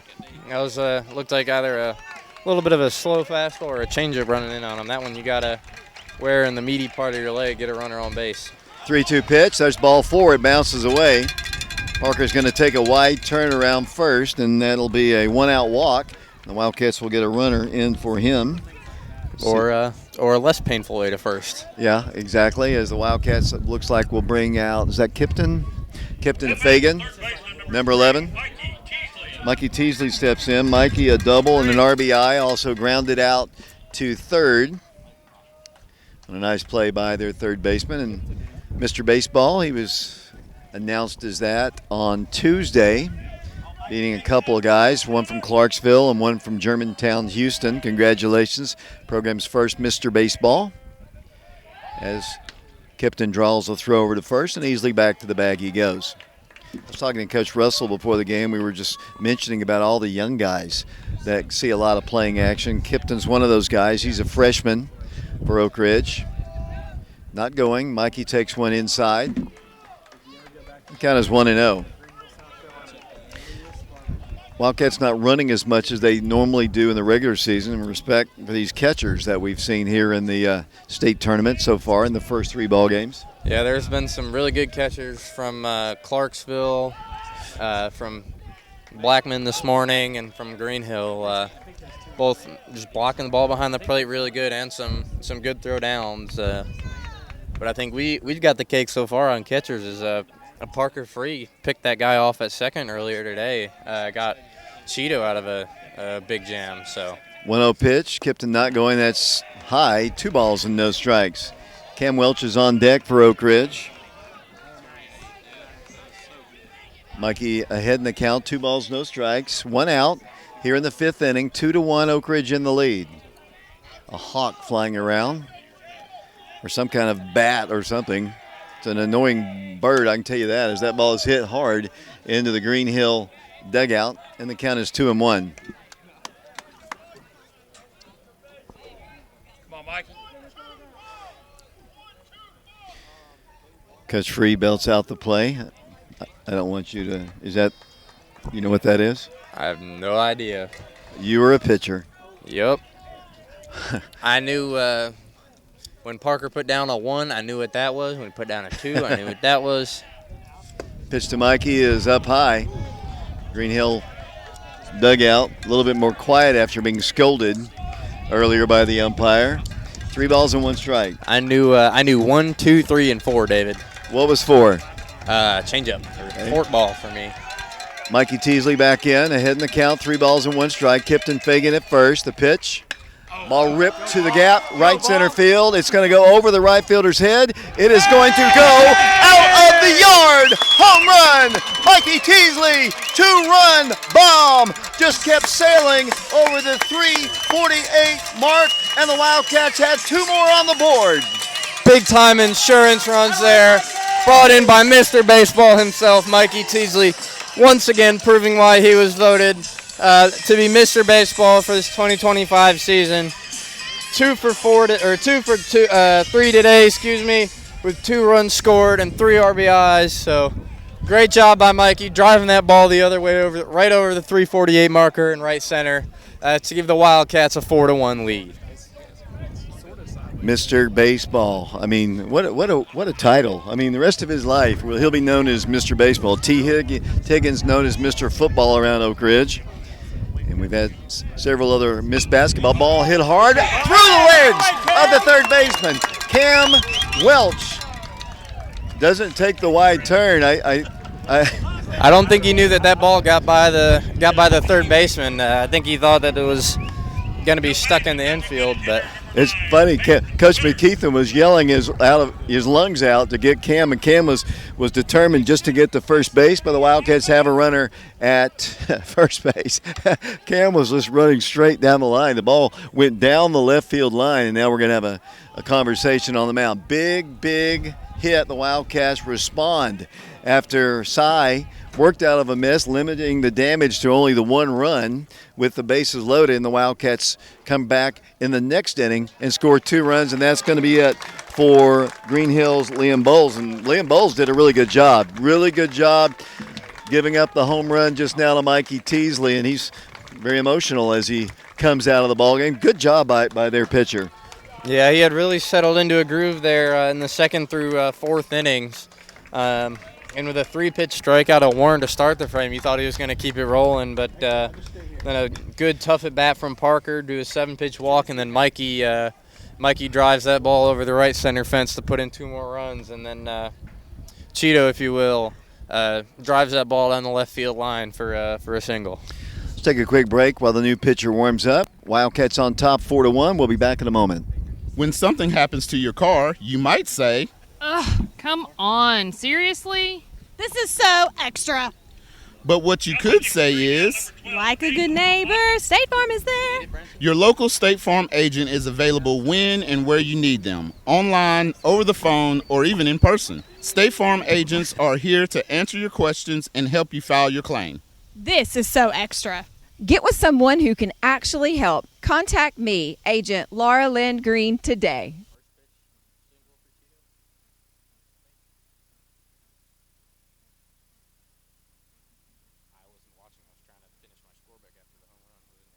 KOC Oak Ridge shows our commitment to orthopedic excellence by providing on-site X-ray, bracing, casting, and physical therapy. We strive to take care of all of your orthopedic needs in a professional and efficient manner with the respect you deserve. We've been treating East Tennessee families for over 40 years, and we're a proud supporter of Oak Ridge High School athletics. Check out our website and give us a call at 865-558-4400. Go Wildcats! I'm gonna let Coach Branson do it here. Tweet him. Mikey's home run. Please.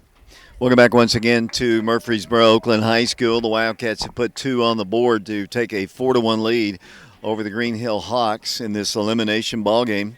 The winner moves on to play tomorrow at, I've just gone blank on the time, 2 o'clock Central Time, 3 o'clock Eastern Time against Clarksville, who beat this Green Hill team. The Wildcats trying to win their 4th ever state tournament ball game, their first time in the history of the program to win 2 in a row if they can hold on. A lot of baseball still. We're only in the 5th inning.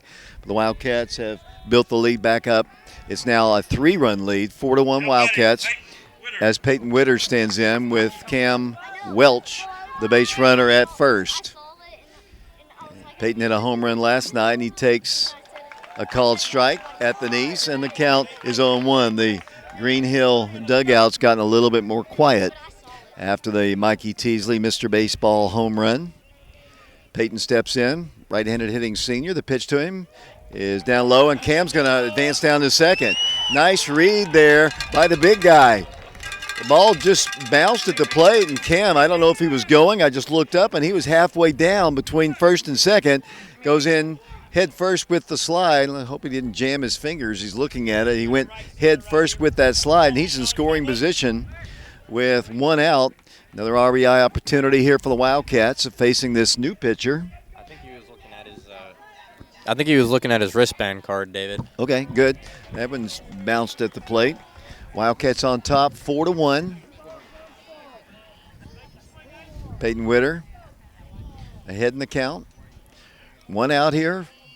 Fifth inning, top of the fifth. 2 runs in for Oak Ridge. They lead it 4-1. Working from the stretch, checking the runner. Here's the pitch to Peyton. Hit in the center field. That's a base hit. Here comes Cam Welch getting the green light around third. Here comes the throw to the plate. Not in time. RBI single for Peyton Witter, and Oak Ridge leads it now by a score of 5-1 on the RBI single by Peyton Witter. Talk. Good job. Good piece of hitting by Peyton Witter there for to drive in another insurance run. Just takes that fastball up the middle and drives in Cheeto from third. Cheeto originally had to freeze at second base to make sure the second baseman wouldn't catch the ball. But Cheeto moving a little bit. Yeah. Big guy moving down the line and scores. Oak Ridge is at 5th run of the game now. Wildcats are going to get a courtesy runner. Is that Cam Britton? I believe it is number 8. Yes, Cam Britton is the runner at first base. RBI single for Peyton Witter. Peyton is the designated hitter. Witter the hitter. Yeah, exactly. Richie Ferreira, the batter now. Richie reached base safely his last time. Steps in, batting from the left side. The Wildcats beat Blackman earlier, 6-1. And then a timeout is asked for, and evidently Richie didn't get the sign correct, and Coach Free wants to have words with him, and they talk at the big red, white, and blue O down to the left side. I don't know why I said that. Speaking of Big Orange, James, what are the Vols doing right now? It was 4-4 in the 10th. 4-4 in the 10th, okay, SEC tournament. Richie Ferreira will step back in. 5-4, Tennessee's up. Come on, Vols. Cam draws a throw over at first. Cam Britton, I think this is first action in the first 3 ball games. Britton, a junior Wildcat, plays outfield, can play a little infield as well. Really nice kid. Ball bounces away, and Cam's headed towards second. He's there.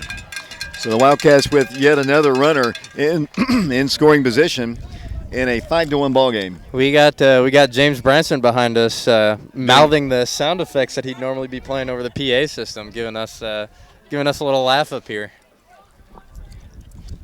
Cam takes his lead off of first. That's Cam Britton. Wildcats have put 3 on the board this inning. The 2-run home run by Mikey Teasley. New pitcher kind of comes off the hill. The Green Hill guys and sidelines and fans have gotten a little bit more quiet. Yeah, Coach Branson is using what he does at the home ball games on the PA. The pitch hit on the ground by Richie. He's going to get the runner over to third, and Richie runs it out for out number 2. That is the second out of the inning, and the batter now will be Noah Wood. Noah had a single his last time and was a strikeout victim. He's 1 for 2. Cam Britton, the base runner, he's at third base. Wildcats could use another one. They're up 5-1, hoping to play on Friday at the state tournament. As the pitch is in there for a called strike. Not putting the – go ahead, John. Branson, you having fun back there? Nope. 5-1 our score. The Wildcats in the lead. The pitch to Noah. Cut on and missed. And the count is 0-2. Cam Britton, the runner at third base. Carson Fagan is on deck for the Wildcats. The pitch. Bounce to the plate. Not far enough. Kind of bounces up the third base line. The catcher bounces out of there quickly. And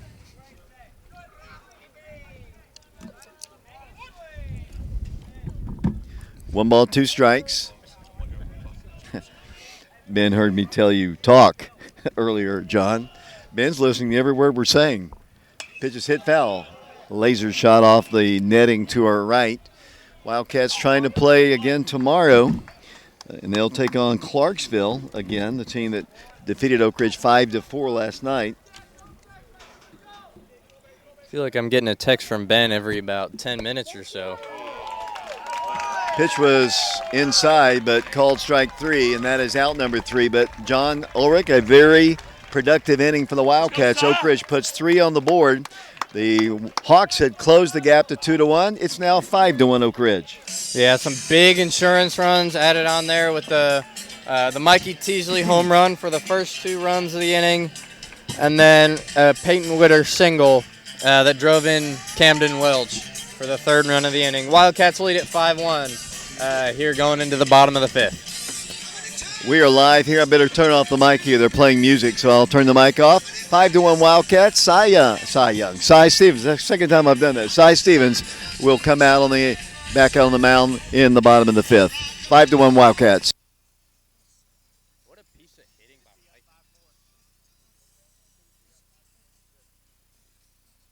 What a piece of hitting by Mikey. Oppo field or right center field. To be fair, Bobby Hopkins, that's a double, or a fly out. Only place that it's deeper here is center field. We got right field by 4 feet. You've worked hard to build your business, and we want to help you protect it. The team at Fox Insurance Group believes your business deserves the expertise of a local insurance agent. With business insurance from Todd Fox at Fox Insurance Group and Encova Insurance, you can make sure your business stays up and running no matter what happens. If you own a business, make sure it's fully protected by contacting Fox Insurance Group. Visit www.grayfoxins.com or call 865-482-0513. Welcome back once again to Oakland. The bottom half of the 5th inning just getting underway. 5-1 Wildcats. Gabe Gray is actually the 1, 2, and 3 hitters in the Green Hill lineup. Pitches hit into center field. That's a solid base hit. Good start for the Hawks. Solid base hit. 5-1 our score. I know, obviously, the Wildcats have 2 more games. If they win this ball game, they have to win 2 games tomorrow to get to the state championship ball game. So you want to preserve your pitching, but it's kind of one of those, iffy kind of things. How long do you keep Cy in? He's been very effective. He's only given up the 1 run. Got out of a mess. That ball bounces at the plate, and that's going to allow the runner to reach second. Parker retrieves it over on the right side. They've got a runner in scoring position. Got out of a mess in the previous inning. Thank you, James. Doubleheaders are hard on the voice. 1 ball, no strikes. Grayson Beasley, I guess, takes a ball. 2 balls and no strikes. Grayson is the second baseman. He had a single and grounded out to third. His second time.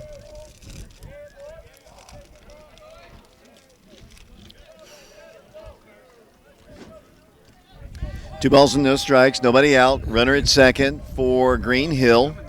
Size pitch, hit in the air. Right center field, Ritchie back on it. Ritchie under it. Ritchie can't make the play. Warren tracks it down. Here comes the throw in. They're going to get a run in. And it's a double. And an RBI.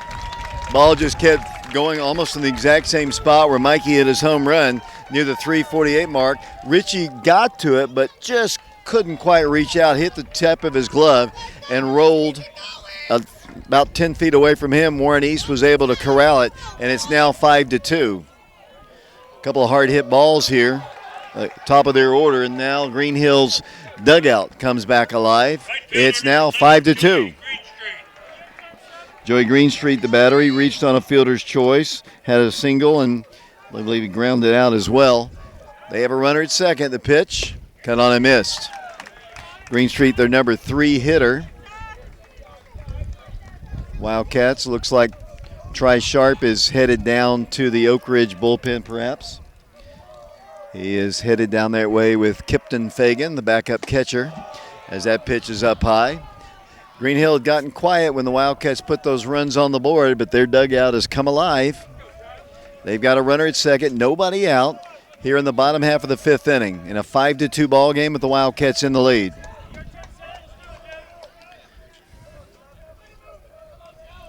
Greenstreet back in the batter's box, and once again Cy looks back to second and causes the runner to get back to the bag. He wasn't very far off anyway.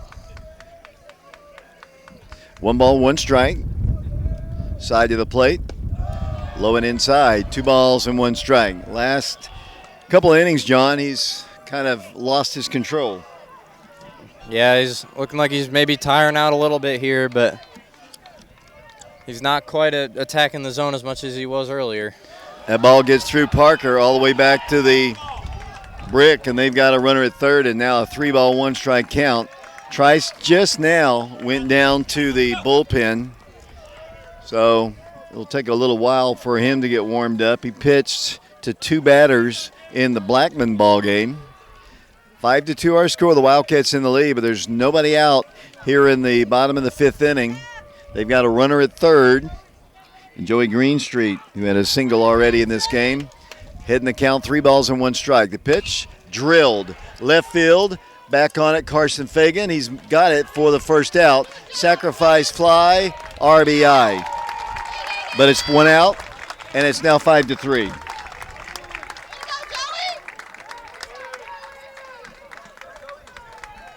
Joey Greenstreet drives in the 3rd run.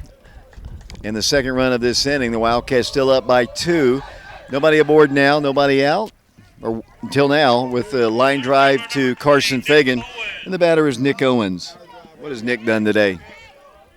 He has popped out to Cheeto in foul territory, and he has grounded into a 5-4 fielder's choice. We're in the bottom half of the 5th inning here at the state tournament at Murfreesboro Oakland High School. Thank you for tuning in on our YouTube channel, Prep Radio. Side to the plate. There's a strike.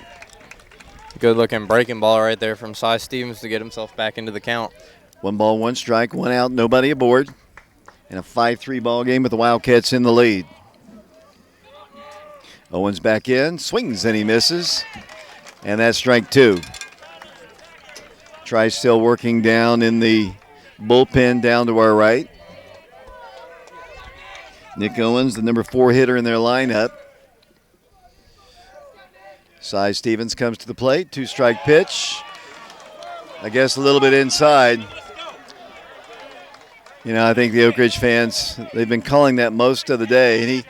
And Cy asked him and said, it was a little bit inside. And I think it was, honestly. It was close. It was really close. That's one that you can't quite do what Cy did there, just kind of jogging around the mound there, assuming it's strike 3, because a lot of times umpires might take in that as showing him up, and you might not get the benefit of the doubt there like Cy did. He's already kind of upset the Green Hill guys. Went to scolded them earlier in the game. 2-2 pitch, hit foul. Back to the screen. Once again, Blake ducking under the table on that one. Yeah, but you don't have a mic, so I can say whatever I want. Nobody will know. Nobody can see. Blake said he didn't duck at all. 2 balls and 2 strikes. He might pull a Vashon and just turn the camera into the ground. They asked for help. He took a check swing, and I honestly don't think he did go. I know the Oak Ridge fans wanted him. I don't think he did either. That was a good job holding it up there. But Cy Stevens looking to get this second out here in the bottom of the 5th. 3 balls and 2 strikes. 1 out. The pitch hit on the ground. Third base side. Mikey Teasley feels it. Rifles one and throws it away. Not far enough. He showcased his arm once again, and the Green Hill guys, whenever you're a guy like a Mr.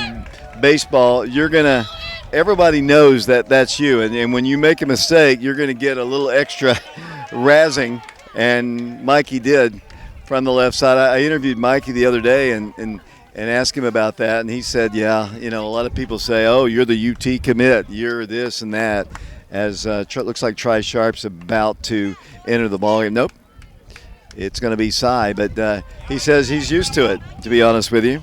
That time, that is an error. I mean, the ball could have been a hit, but his throw was wide. The good news is it didn't go far enough to advance the runner down to second.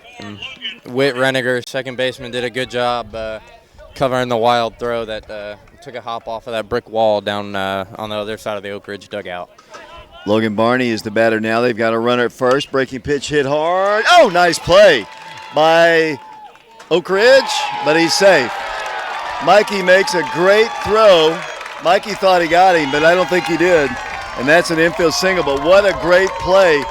Probably saved the run. The ball was down the third base line. Mikey fielded it and threw from his knees and almost got the runner at first. And now they've got the tying runs on base in a 5-3 ball game, and the go-ahead run coming to the plate.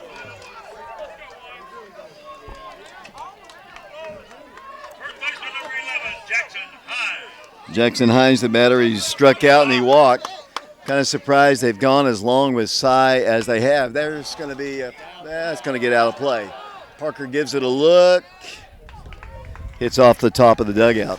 I'm really kind of surprised they've gone with Cy this long. I know, like I said, especially if you hold on and win this game, you got to win 2 games tomorrow. Trice is more than warmed up as they got runners at first and second. And Hines steps in behind in the count, no balls and 1 strike. 5-3 Oak Ridge against Green Hill in the state tournament. Side comes to the plate. Oh, pretty pitch that time. At the knees, inside half of the plate, and he's ahead in the count, no balls and 2 strikes. Cy, maybe he's starting to find his groove again, starting to attack these Green Hill Hawk hitters. Here's the 0-2 pitch. Cut on a miss. Strikeout. That coaching staff knows Cy better than I do, and, staying with him, trusting him. He's a senior, and that is out number 2, and the batter now will be Xander Jackson. Yeah, loud grunt on a fastball there from Cy Stevens. Blew it past Jackson Hines. Here's Xander Jackson now. The first pitch to him is hit foul. Breaking pitch, got around on it quickly, and the count is 0-1. We've got Xander with a single. What else has he done in the ballgame? He has singled and reached on an error by the pitcher on that throw to second base. Was that weird potential double play? I would call that a fielder's choice, actually. A fielder's choice? Yeah. All right. I'll be nice. 0-1 pitch, bows to the plate. Wildcats, Parker throws the ball. Nice save there by Noah Wood. Parker, the runner at second, had strayed off the bag a little bit too much. Parker threw down, eluded Whit Reniger, but backing up nicely was Noah Wood to save an opportunity for them to have a runner at third. Yeah, that was not the greatest throw from Parker, but a really great job by Noah. That one took a funny hop, kind of hopped up on him, but a great play to pick that one out of the turf by Noah Wood. 2 balls and 1 strike. Runners at first and second. 5-3. The Wildcats on top. We're in the bottom half of the 5th inning. High school ball, obviously, they play 7 innings. Cy Stevens trying to get out of this inning. That one's up high. It's 3-1.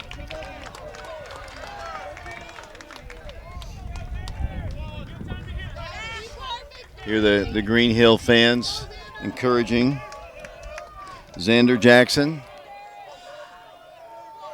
3-1 pitch. There's a called strike right down the middle at the knees, and it's a full count now. 3 balls and 2 strikes.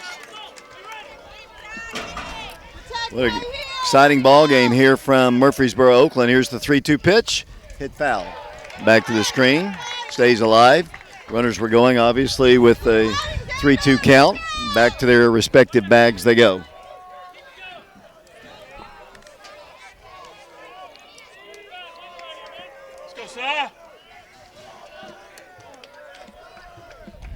Cy Stevens has gone all the way for the Wildcats, trying to get one more strike to close out this inning.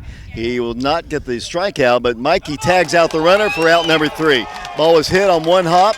The runner advancing from second to third runs right in to Mr. Baseball, Mikey Teasley, and that is out number 3. But once again, Green Hill makes it a little closer. It's a 5-3 ball game. The Wildcats in the lead as we go to the 6th inning. We'll be back to Murfreesboro, Oakland in a moment. When second's making a play, short's got to cover. A winning insurance strategy doesn't rely on one person. Good hustle, good hustle. Communicate with your guys and make sure everyone's in the right coverage. It takes a team that knows its roles well, working together to provide an exceptional experience. Set the screen. You have to protect yourself. 1, 2, 3, Wildcats! At Shelter Insurance, you can count on our local agents and award-winning customer service to help you protect what matters most. Ask me, Nathan Miser, about Shelter's auto, home, and life options.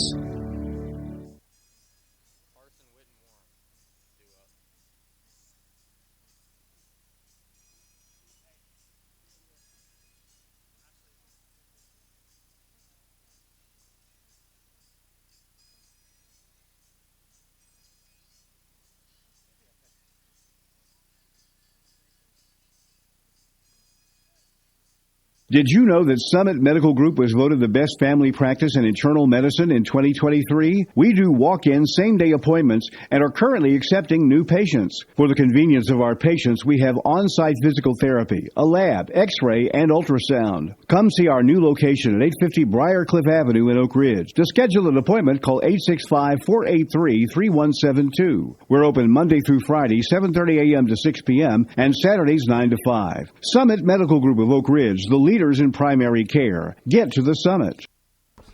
Welcome back to Murfreesboro, Oakland High School. The Wildcats on top of Green Hill, 5-3. Carson Fagan leads things off for the Wildcats. Carson, let's see, walked his last time, struck out his first time. He's 0 for 1 officially in the ball game.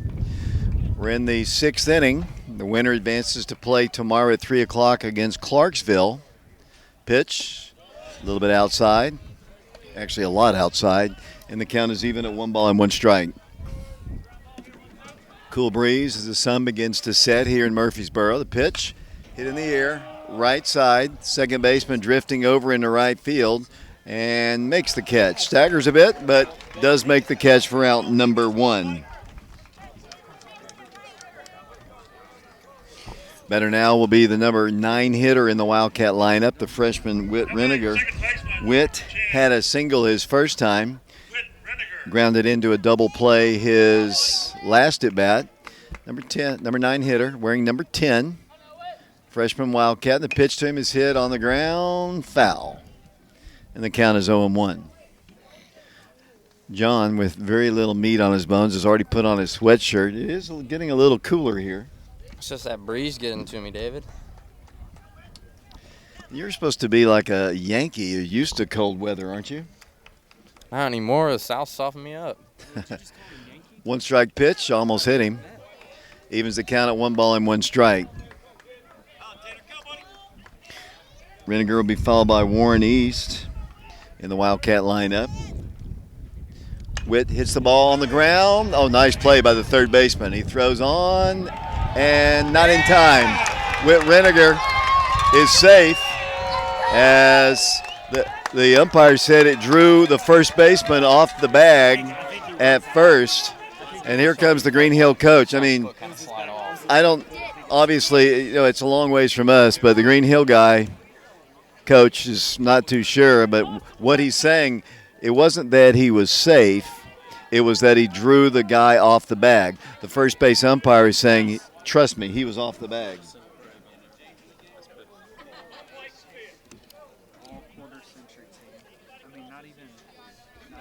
And now they're going to ask for help, and I don't know how you can overturn that. He asked for help. He comes to the home plate umpire. You know, the guy's standing right on top of the play. I don't know how in the world that he couldn't see it. And hopefully the home plate umpire, will not overturn it. and they're going to say he is safe. So Whit Reniger is the base runner here in the 6th inning. I can understand the Green Hill coach coming and asking the umpire to get some help, but it did look like the first baseman's, I guess, leg or foot that he had kind of on the side of the bag slid off as he kind of tried to get that ball out of the dirt. Yeah, and maybe the home plate umpire saw it differently, so it's not a bad challenge at all. Whit's taking not a bad challenge at all, really, by the Green Hill. What? E5. Whit takes his lead off of first. Top of the order we go to Warren East. Warren's had a quiet game. Is back to the bag once again. We'll go Whit. Warren flew out to left, grounded out to third, and struck out looking his last time. Had a big first game today against Blackman. The Wildcats won that game 6-1. Once again, drawing a throw at first. Whip back to the bag. We don't have the sound effect machine, but we do have the next best thing behind us. Coach James Branson. James Branson and a few of the younger Oak Ridge fans are getting into it as well. Whit is taking a pretty good-sized lead, and he draws yet another throw. Green Hill fans thought maybe he was out. Whit's taking a big lead, and they're working on him, trying to keep him close. Wildcats have not tried to run much, as we talked about a couple innings ago. Oak Ridge on top 5-3. We're in the top half of the 6th inning. Warren the batter. Leading average, he draws another throw. And that time, John, if he puts the tag on him, he might have been out because ball bounced off the glove of the first baseman. Green Hill guys yelled out, but he didn't have the ball. I want to see a pitch, David, not a pickoff. Whit's got a shorter lead now and keeping him close. Not by much. Still getting a pretty good-sized lead. These teams have scouted each other. They know Oak Ridge likes to run. Not going in this time. And look, almost a pickoff play right there. We don't see that very often in high school. It was a pitch out, David. Pitch out. That's why I don't know why I said pickoff. That's what I meant. I mean, they knew that he wanted to go, but that time the play was not on. He just got back. Whit almost caught leaning once again. They are working hard to keep him on first base. I think he's going to have to be standing on the bag for them to not throw over. Good job, James. You got all the fans saying nope, and here comes the throw again. How many times is he going to throw over there? Of course, in the major leagues, you can only throw over twice. He's thrown over at least 5-6 times, and Whit's still taking a big lead. This time he steps off the rubber.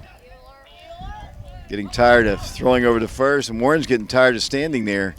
He's ahead in the count, 1 ball and no strikes. Reniger takes his lead off of first. Pitch, hit foul. Off the screen and out of play. Like I said, the sun's beginning to set behind us, getting a little cooler here. It's going to be in the 50s, I believe, tonight. Warren East with a 1-1 count. I believe that was a second pitch of the at-bat in probably, 5 minutes? Right. Reniger takes the lead, draws yet another throw.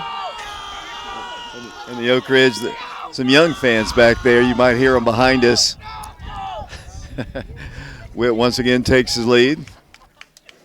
Warren's probably getting tired. Let me hit. Not going the pitch. Cut on and missed. Warren a little bit too aggressive. He's probably getting bored waiting to hit. There's one out in this inning. Reniger, the base runner at first, the freshman. Warren, like I said, over 3 in the ball game, over 400 on the year. School record amount of base hits on the year and stolen bases. Draws yet another throw, does Whit over at first. Wish I'd kept count of how many times he's thrown over there. I didn't think it'd be, I don't know that I've ever seen this many. As Warren steps back in the pitch, hit him in the leg. And after working so hard to pick off the runner at first, hits him in the leg, and I think the pitcher said he deliberately turned his thigh to get hit in that meaty part of the leg and didn't try to get out of the way, and that's a hit batsman. If he stays in the batter's box, as long as he doesn't lean into it over the plate, he can stay in. He doesn't have to get out the way. As long as you're not leaning over the plate. And that pitch was definitely in the middle of the batter's box. So Parker stands now with runners at first and second. This time they're not holding the runners on, obviously. Here's the pitch. Parker takes a strike from the right-handed throwing Hawk from Green Hill High School. 5-3 Wildcats. We're in the top of the sixth inning. Mikey Teasley on deck, hit a 2-run home run his last time, has 3 RBIs in the game. Renninger takes his lead. Ball is hit well to right center field. It's deep. It's deep. It's out of here. It's out of here. It's gone. Parker free. A 3-run bomb. You worry about the runner. You should worry about the batter. Parker free. A 3-run home run. And the Wildcats now lead it by a score of 8-3. He worried all about Whit Renninger, threw over 1 time, 2 times, 3 times. The plate, he threw it over the plate and Parker hit it over the fence. What a day for Parker Free, a double back in the first, a walk in the 5th, and a home run here in the 6th, giving the Wildcats a huge another insurance run. Now 8-3 Wildcats here in the top of the 6th. Here's the pitch to Mikey, almost hit him in the head. The Oak Ridge student starting to razz this young man who just kept trying to get Whit Renninger. Renninger scores the first run. Warren East the second. Parker the third. That pitch is down low, and now he's rattled. 2 balls, no strikes. 8-3 Wildcats. So once again, the Wildcats, after watching Green Hill score some runs, bounces right back, and that's ball 3. The wheels have fallen off this young man. Spent more time just trying to keep Whit at first base, and now the Wildcats have the lead up to 5. Yeah, David. Both times that Green Hills put up a run, they put up one in the 4th. Wildcats came back, and Mikey Teasley homered in response. They put up 2 runs in the 5th, and then Parker Free homers in response. So 2 home runs in the game for the Wildcats. Mikey Teasley, Parker Free. Mikey's batting now with a 3-ball, 2-strike count on him. 1 out here in the 6th inning. 8-3 Oak Ridge here at the state tournament. Pitch hit off his hands, foul back to the screen, and the count remains at 3-2. Cam Welch is on deck for the Wildcats. I know I was screaming. You had to hit the meter to. I was screaming too. That got me excited. Pitch to Mikey. That's ball 4. Down to first we go Mikey Teasley. Wildcats continue to respond to Green Hill. Green Hill facing elimination, Oak Ridge facing elimination. The winner advances to play tomorrow. And here comes the long walk. They spent a lot of time talking. He tried an earlier play. It all started with that throw by the third baseman that drew the first baseman off the bag, which allowed Whit Renninger to reach base, and that's the end of the day's work for their second pitcher. That's when it all started, and he threw over there maybe 10 times to try to keep him at first, and then Warren gets on base by getting hit, then Parker hits the home run, and that's the end of the day's work for that young man from Green Hill. Why don't we take a break here, John? Take another commercial break. 8-3 Wildcats, back in a moment.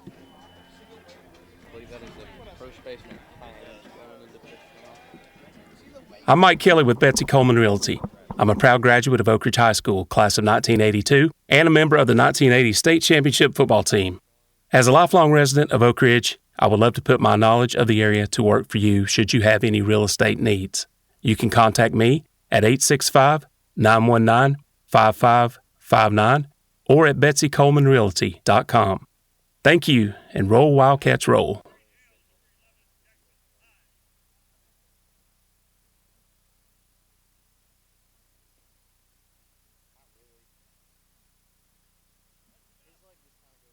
KOC Oak Ridge shows our commitment to orthopedic excellence by providing on-site X-ray, bracing, casting, and physical therapy. We strive to take care of all of your orthopedic needs in a professional and efficient manner with the respect you deserve. We've been treating East Tennessee families for over 40 years, and we're a proud supporter of Oak Ridge High School athletics. Check out our website and give us a call at 865-558-4400. Go Wildcats!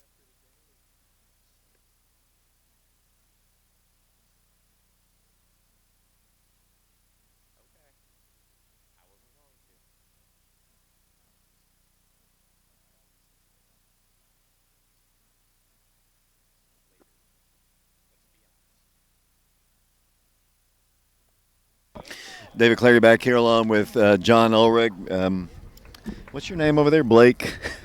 Woody, doing our camera work. It's been a long day of baseball. We got up early, had a 10 o'clock ball game, and second game here. Wildcats trying to make a little history, John. Oak Ridge has never won 2 ball games in a row at the state tournament. There's been a lot of history made with this particular baseball team, and that's what they're trying to do today. I don't think they've won 2 games in the state tournament period. We won 1 game last year, and I believe that got us to 2-6 our record coming into this state tournament game this year. So. They beat Science Hill in 72, and as now Cam Welch steps in, got a new pitcher, third pitcher of the day.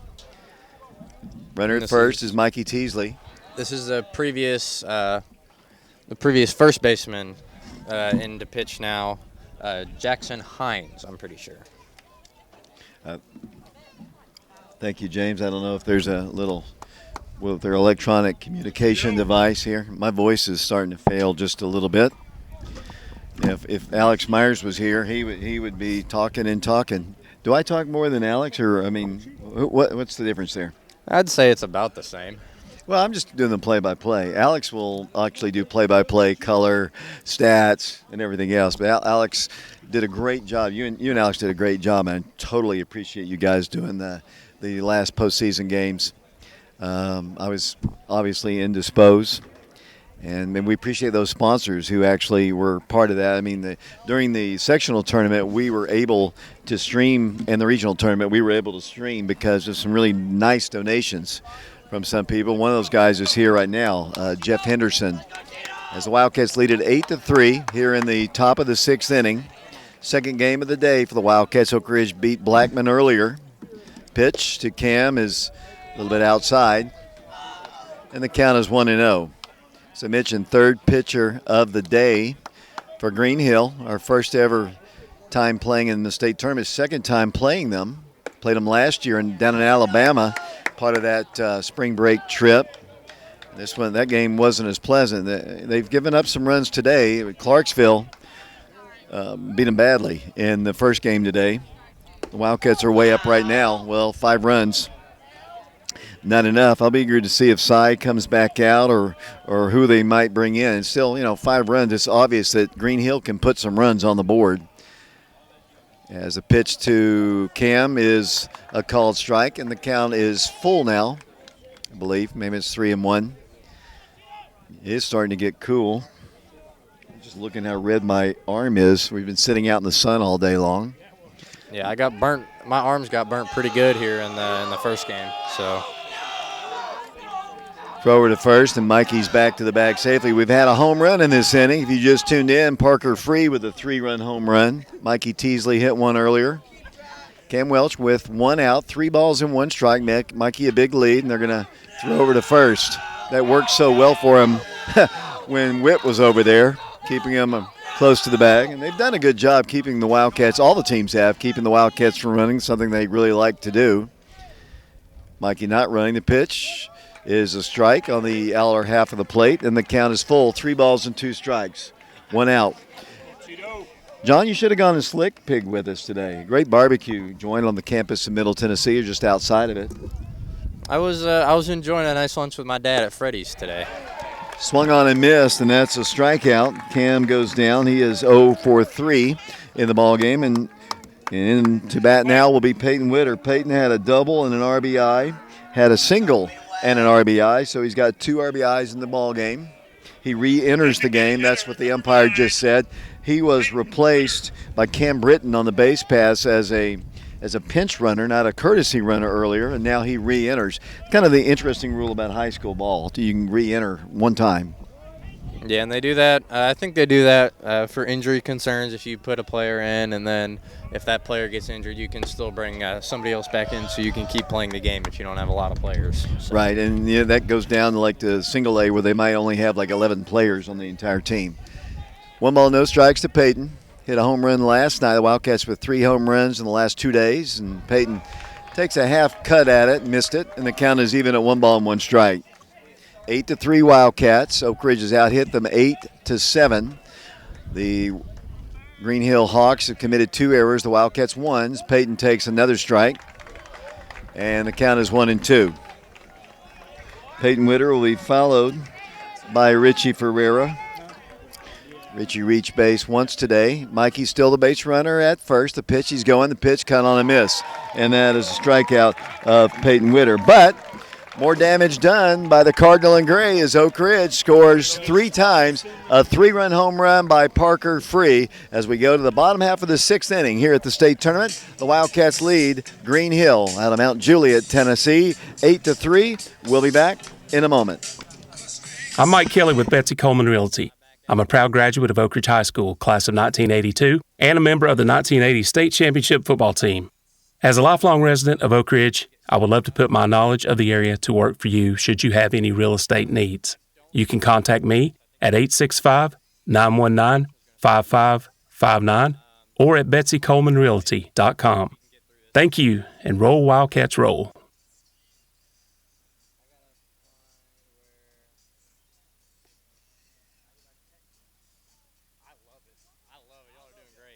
When something happens to your car, you might say, Ugh, come on. Seriously?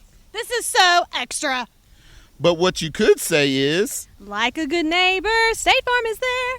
your local State Farm agent is available when and where you need them, online, over the phone, or even in person. State Farm agents are here to answer your questions and help you file your claim. This is so extra. Get with someone who can actually help. Contact me, Agent Laura Lynn Green, today.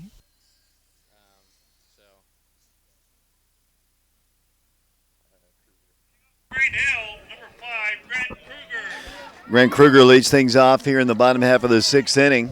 Cy Stevens back out on the hill. And, John, you made a good point during the break about Cy coming back out on the hill. And the first pitch is hit on the ground, in the hole, deep short. Noah Wood fields it, throws low, couldn't get enough on it, and that's a leadoff infield single.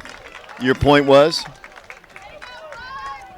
If you can get just one more inning out of Cy Stevens here as he approaches, as he's approaching the 100 pitch mark, if you can get one more inning out of him, you can save a lot of pitching, which is going to be much needed tomorrow and Saturday if the Wildcats get there. So definitely a bonus if you can get a quick inning here from Cy. Leadoff single for them. How many pitches does Cy have right now? 96. 96 pitches. Third baseman Jackson Crawford, the batter now.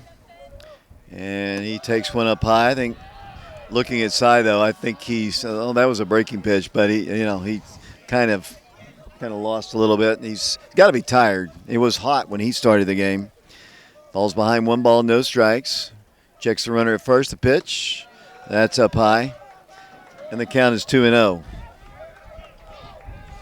Let's see if there's any movement down towards the bullpen area once again. Runner at first, 8-3. The Wildcats up by 5. Still only the 6th inning. The pitch. There's a called strike on the inside half of the plate. And the count is 2-1. John, have you ever eaten at Raisin Cane chicken? I don't think I have, David. It's really good. That's where Blake and I ate last night. We ate at the state tournament as well. The ball's hit foul off the railing on the dugout of the Green Hill Hawks to our left. And the count is 2 balls and 2 strikes. A lot of community people here have made the trip from Oak Ridge to watch the Wildcats in their 4th ever state tournament. 71, 72, 2024, and this year, 2-2 pitch. That's up high. You know, as well as I do, Cy wants to complete this inning for sure. His team is up 8-3. Hits are even at 8 apiece. Side to the plate. Hit in the air. That should be an out. Left field, shallow. Carson under it. calls for it, makes the one-handed grab for out number 1.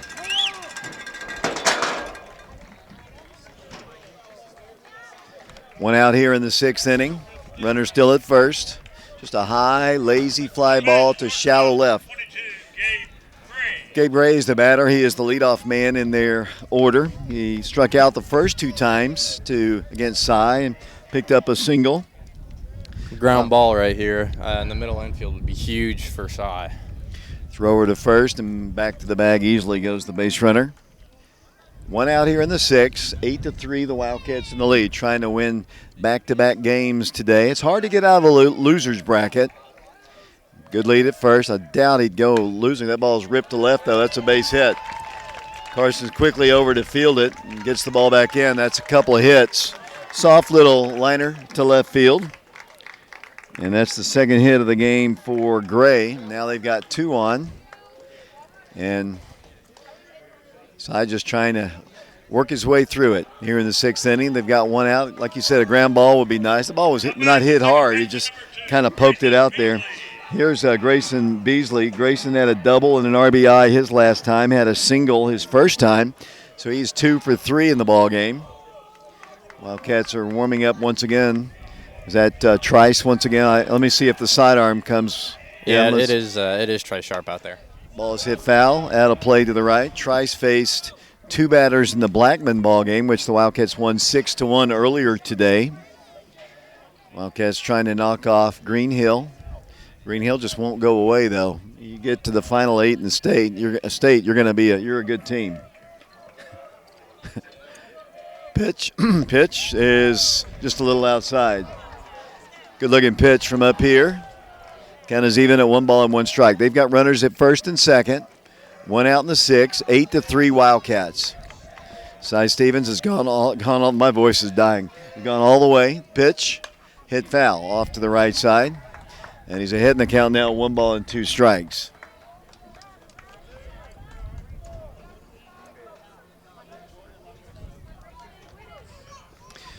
Oakland High School. My voice is gone. A lot of doubleheaders are tough, especially when you're screaming home runs and stuff. 1 ball, 2 strikes. My voice is changing. I hit that a long time ago. Maybe it's going backwards. I don't know. 1 ball, 2 strikes. Beasley steps back in, looks down at the third base coaching box where his coach encouraging and letting the runner at second know what he wants him to do. 1 ball, 2 strikes, 1 out, 2 on, 8-3 Oak Ridge. They've out-hit us 9-8 here in the 6th inning. Cy comes to the plate, hit weakly on the infield. Whit-Renniger fields and throws him out. They advance the runners to second and third, but that is the second out of the inning. Yeah, good job by Whit-Renniger there, not trying to do too much, trying to turn 2, just getting outs 1 at a time for his pitcher.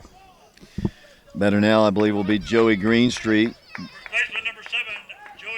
Joey had a sacrifice fly and an RBI, has a single to his credit, and he's grounded out to Mikey Teasley twice, once reaching on a fielder's choice.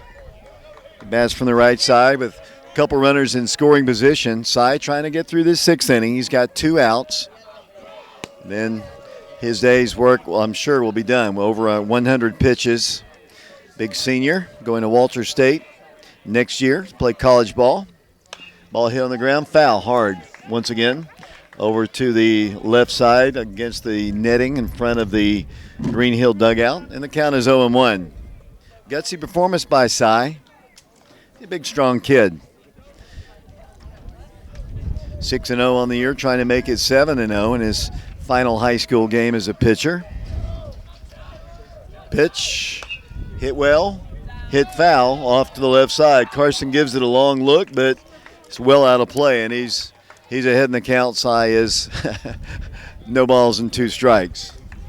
If Cy can finish this guy off right here, that'd be a huge break for the Wildcats. But he's still got to finish him off. We saw Mikey have a little bit of trouble finishing off the Clarksville hitters on yesterday, that was. Yeah, it seems like 2 or 3 days ago, doesn't it? Yeah. We've seen a lot of baseball.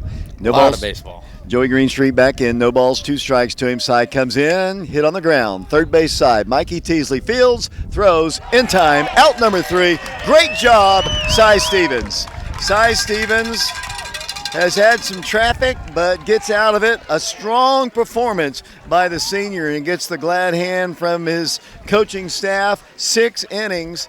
The Wildcats still lead it by a score of 8-3. John, great job by Cy Stevens. Yeah, David, brilliant effort. Just going out there inning after inning, able to put up a big shutdown inning here in the bottom of the 6th. Really saving Wildcat pitching.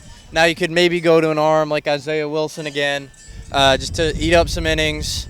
But we'll see here. The Green Hill Hawks do not seem like they're going to go down easy, even though it's a decently sizable lead here for the Wildcats.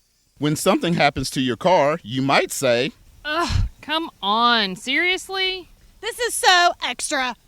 but what you could say is, Like a good neighbor, State Farm is there. your local State Farm agent is available when and where you need them, online, over the phone, or even in person. State Farm agents are here to answer your questions and help you file your claim. This is so extra. Get with someone who can actually help. Contact me, Agent Laura Lynn Green, today.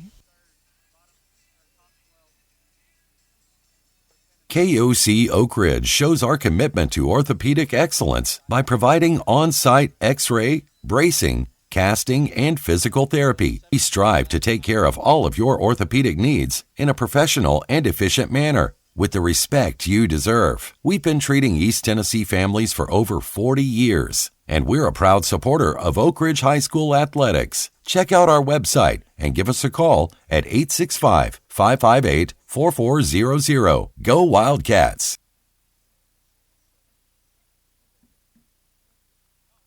Number 12, Richie Ferreira. Richie Ferreira, the batter, leading things off here in the top of the 7th inning. 8-3, the Wildcats in the lead. Pitch to Richie is up high, a ball, 1 ball, no strikes. Appreciate all of you watching our broadcasts. Obviously, just the scoreboard, listening to our audio. I hope. Ooh, there's a missile into the Green Hill dugout, and he got hit pretty good. Well, he got it in the ribs hard, and he's trying to walk it off. That ball came in strong, and he's hurt. That thing was zooming in there. It almost hurt my neck trying to turn my head fast enough. I hope he's okay. That hit him right in the ribs, and he's trying to walk it off. 1 ball, 1 strike. His pitcher is concerned about his teammate. The ball would just whistled into that dugout, and it's got a protection about 4 feet tall, but it just went over the top and hit the guy sitting on the bench. 1-1 pitch, down low, a ball, 2 balls and 1 strike. Hopefully he's okay. He's trying to hit him in the right side in the ribs. I think he's kind of walked it off. Hopefully he's okay. I hope so, too. That's never fun, a hot shot like that. I know I just kind of hurt my hand a little bit trying to catch a foul ball yesterday, but getting hit like that has got to be a whole different level of pain. 2-1 pitch. Richie takes a strike on the inside half of the plate. Thank you, Coach Branson. Appreciate that. 2 balls, 2 strikes. Nobody on, nobody out. We're in the 7th inning. 8-3 Wildcats. Richie takes the ball outside. Hey, guys, at the end of the ball game, in between the post game, I would like to speak to Jeff Henderson, a member of that 72 Wildcat team, as Richie takes one right down the middle, and that's a strikeout. 7-5 Tennessee. Good job in the SEC tournament against the number 1 seed Texas, I believe.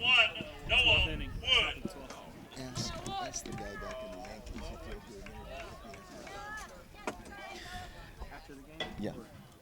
Batter is Noah Wood. Hits the ball on the ground. Fielded by the second baseman. Throws on the first in time for out number 2. Here comes Carson Fagan. Carson's been pretty steady in the outfield for the Wildcats. Carson stands in. Carson today is walked, popped out to second in shallow right field, and a strikeout victim.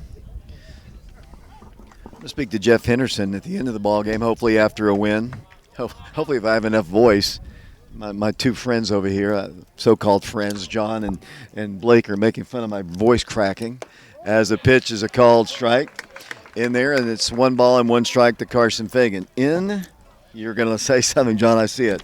Let's talk serious here as Carson takes another strike. In the bottom of the 7th, it'll be the 4, 5, and 6 hitters. Don't say it.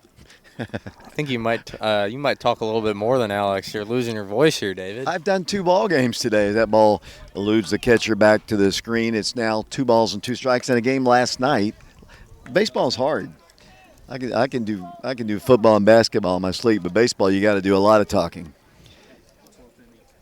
Here's the pitch to Carson. He swings and he fouls it at the plate. Stays alive. 2 balls and 2 strikes. 4, 5, and 6 in the Green Hill lineup in the bottom of the 7th, with the Wildcats up 8-3. Carson back in. Carson Fagan. Pitch. Just a little bit low and inside. Green Hill fans in their dugout. Really good take there by Carson Fagan. Though looked like a really good breaking ball that went just below the zone for ball 3.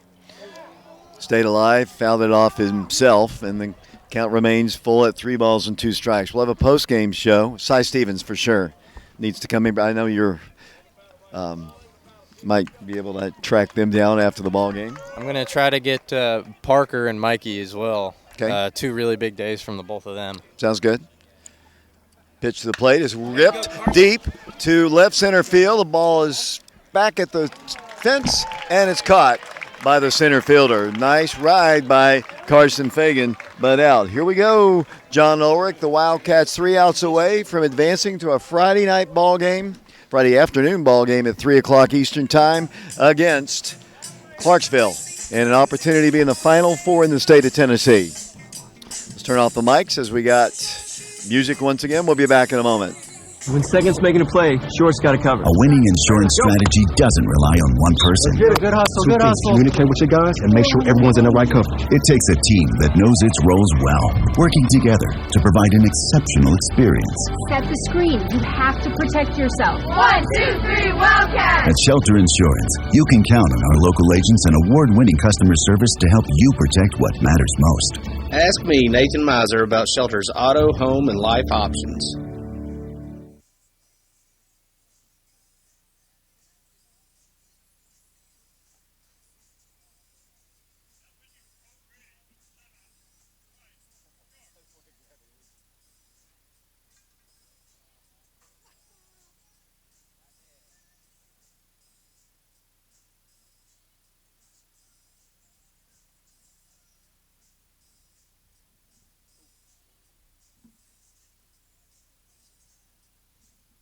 Sexton Automotive of Oak Ridge is proud to be a family and locally owned, full-service pre-owned car dealership. You have the option to take your vehicle anywhere for collision repairs, and we will work with your insurance company. Sexton Automotive of Oak Ridge is a Napa Care Center, and our service department is here for all your automotive maintenance and repair needs. Our rental fleet offers a variety of vehicles, from economy cars to passenger vans. Get your next in at Sexton Automotive of Oak Ridge, Elizabeth Beard, ORHS, Class of 2001. Check out our inventory online 24/7 at sextonautos.com. Tri Sharp enters the game for the Wildcats after a brilliant performance by Cy Stevens to get the Wildcats to the 7th inning. What were some of Cy's really good stats? Cy's final line for the day was 6 innings, 9 hits allowed, 3 runs, only 2 earned, with 1 walk and 7 strikeouts. So a brilliant effort from Cy Stevens to get these Wildcats, or to try to get these Wildcats to the next round of the tournament. And the Wildcats will be facing, as I mentioned, the 3, 4, and 5 hitters, I do believe. And first pitch is a called strike from the side, winding Tri Sharp. Pitched to 2 batters in the Blackman ball game earlier today. Walked 1 and then finished the game. That pitch, wow, he's called that most of the day. It's inside for a called ball, and they evens the count at 1 ball and 1 strike. Trice Jr. comes in once again. Ball hit foul back my way. I can't make the play. Yeah, David, there's a net in your way. Oh, yeah. That too. 1 ball, 2 strikes to count. Nobody on, nobody out. We're in the 7th inning. Oak Ridge on top 8-3. Trying to advance, as John said, to the next round of the tournament. Pitch hits him. And I know Trice is upset about that. trying to close the deal for Cy to make him 7-0 on the year. But to do so, they got to get 3 more outs. The Wildcats are up 5. Look at that bleached blonde hair of all these Wildcats. And Green Hill did basically the same thing. It's just a baseball tradition all over the country. It isn't just Tennessee. In Atlanta, I see them at the Truist Park as well. I can tell they've been in the state tournament in Georgia or wherever they're from. As that pitch is hit on the ground, could be a double play.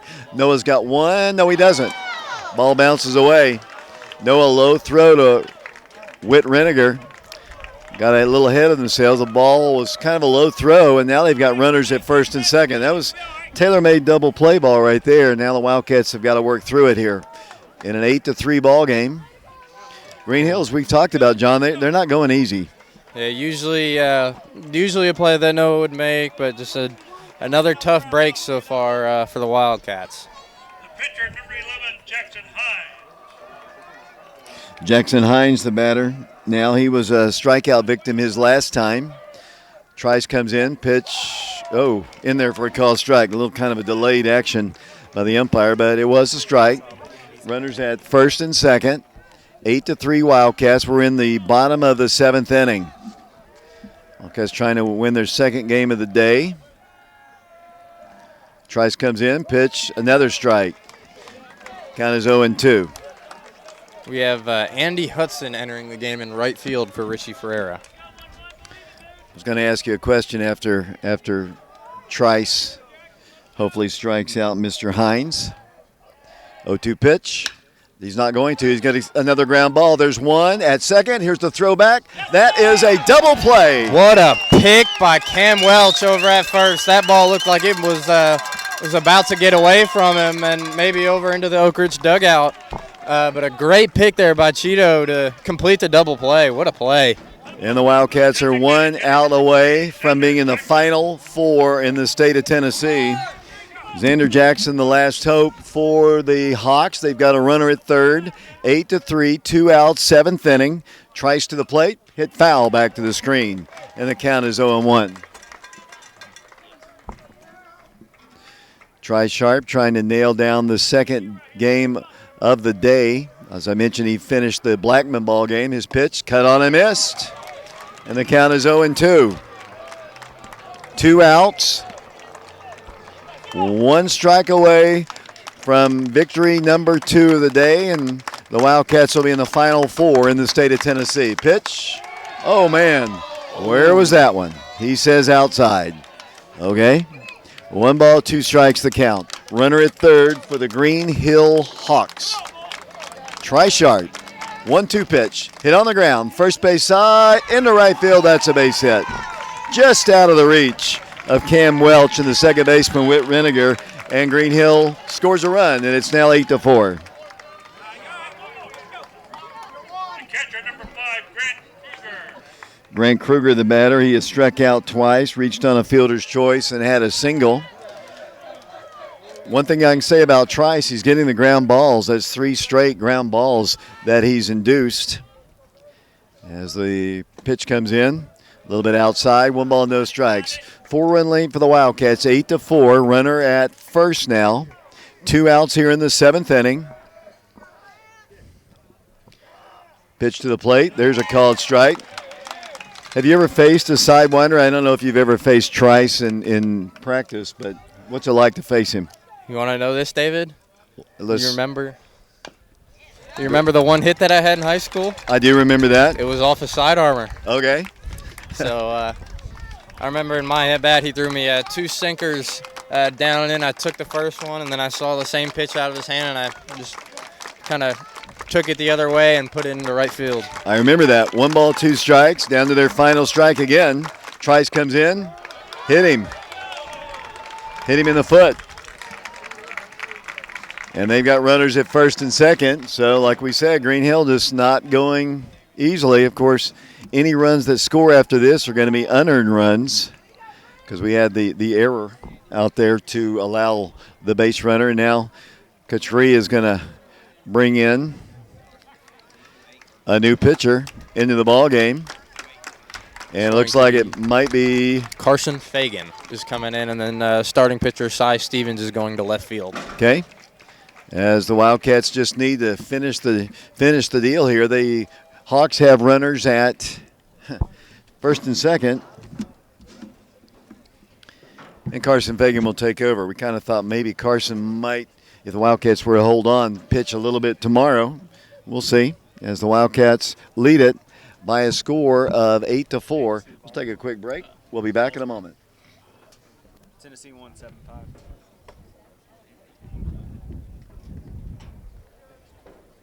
I'm Mike Kelly with Betsy Coleman Realty. I'm a proud graduate of Oak Ridge High School, class of 1982, and a member of the 1980 state championship football team. As a lifelong resident of Oak Ridge, I would love to put my knowledge of the area to work for you should you have any real estate needs. You can contact me at 865-919-5559 or at betsycolemanrealty.com. Thank you, and roll Wildcats roll. Energize your home with natural gas from ORUD, your affordable energy choice. ORUD has generous appliance incentives to offer your family. Buy appliances from us and get rewarded. It's as simple as that. We're a one-stop shop. We'll sell and install gas appliances for our customers and make it easy to add to your bill with our 0% interest financing. Plus, you can save over $1,000 on your annual utility bills when you switch to natural gas for heating, cooking, and clothes drying. Comfort you can feel, savings you can use. ORUD Natural Gas. Visit our showrooms in Oak Ridge, Kingston, and our virtual showroom at ORUD.org.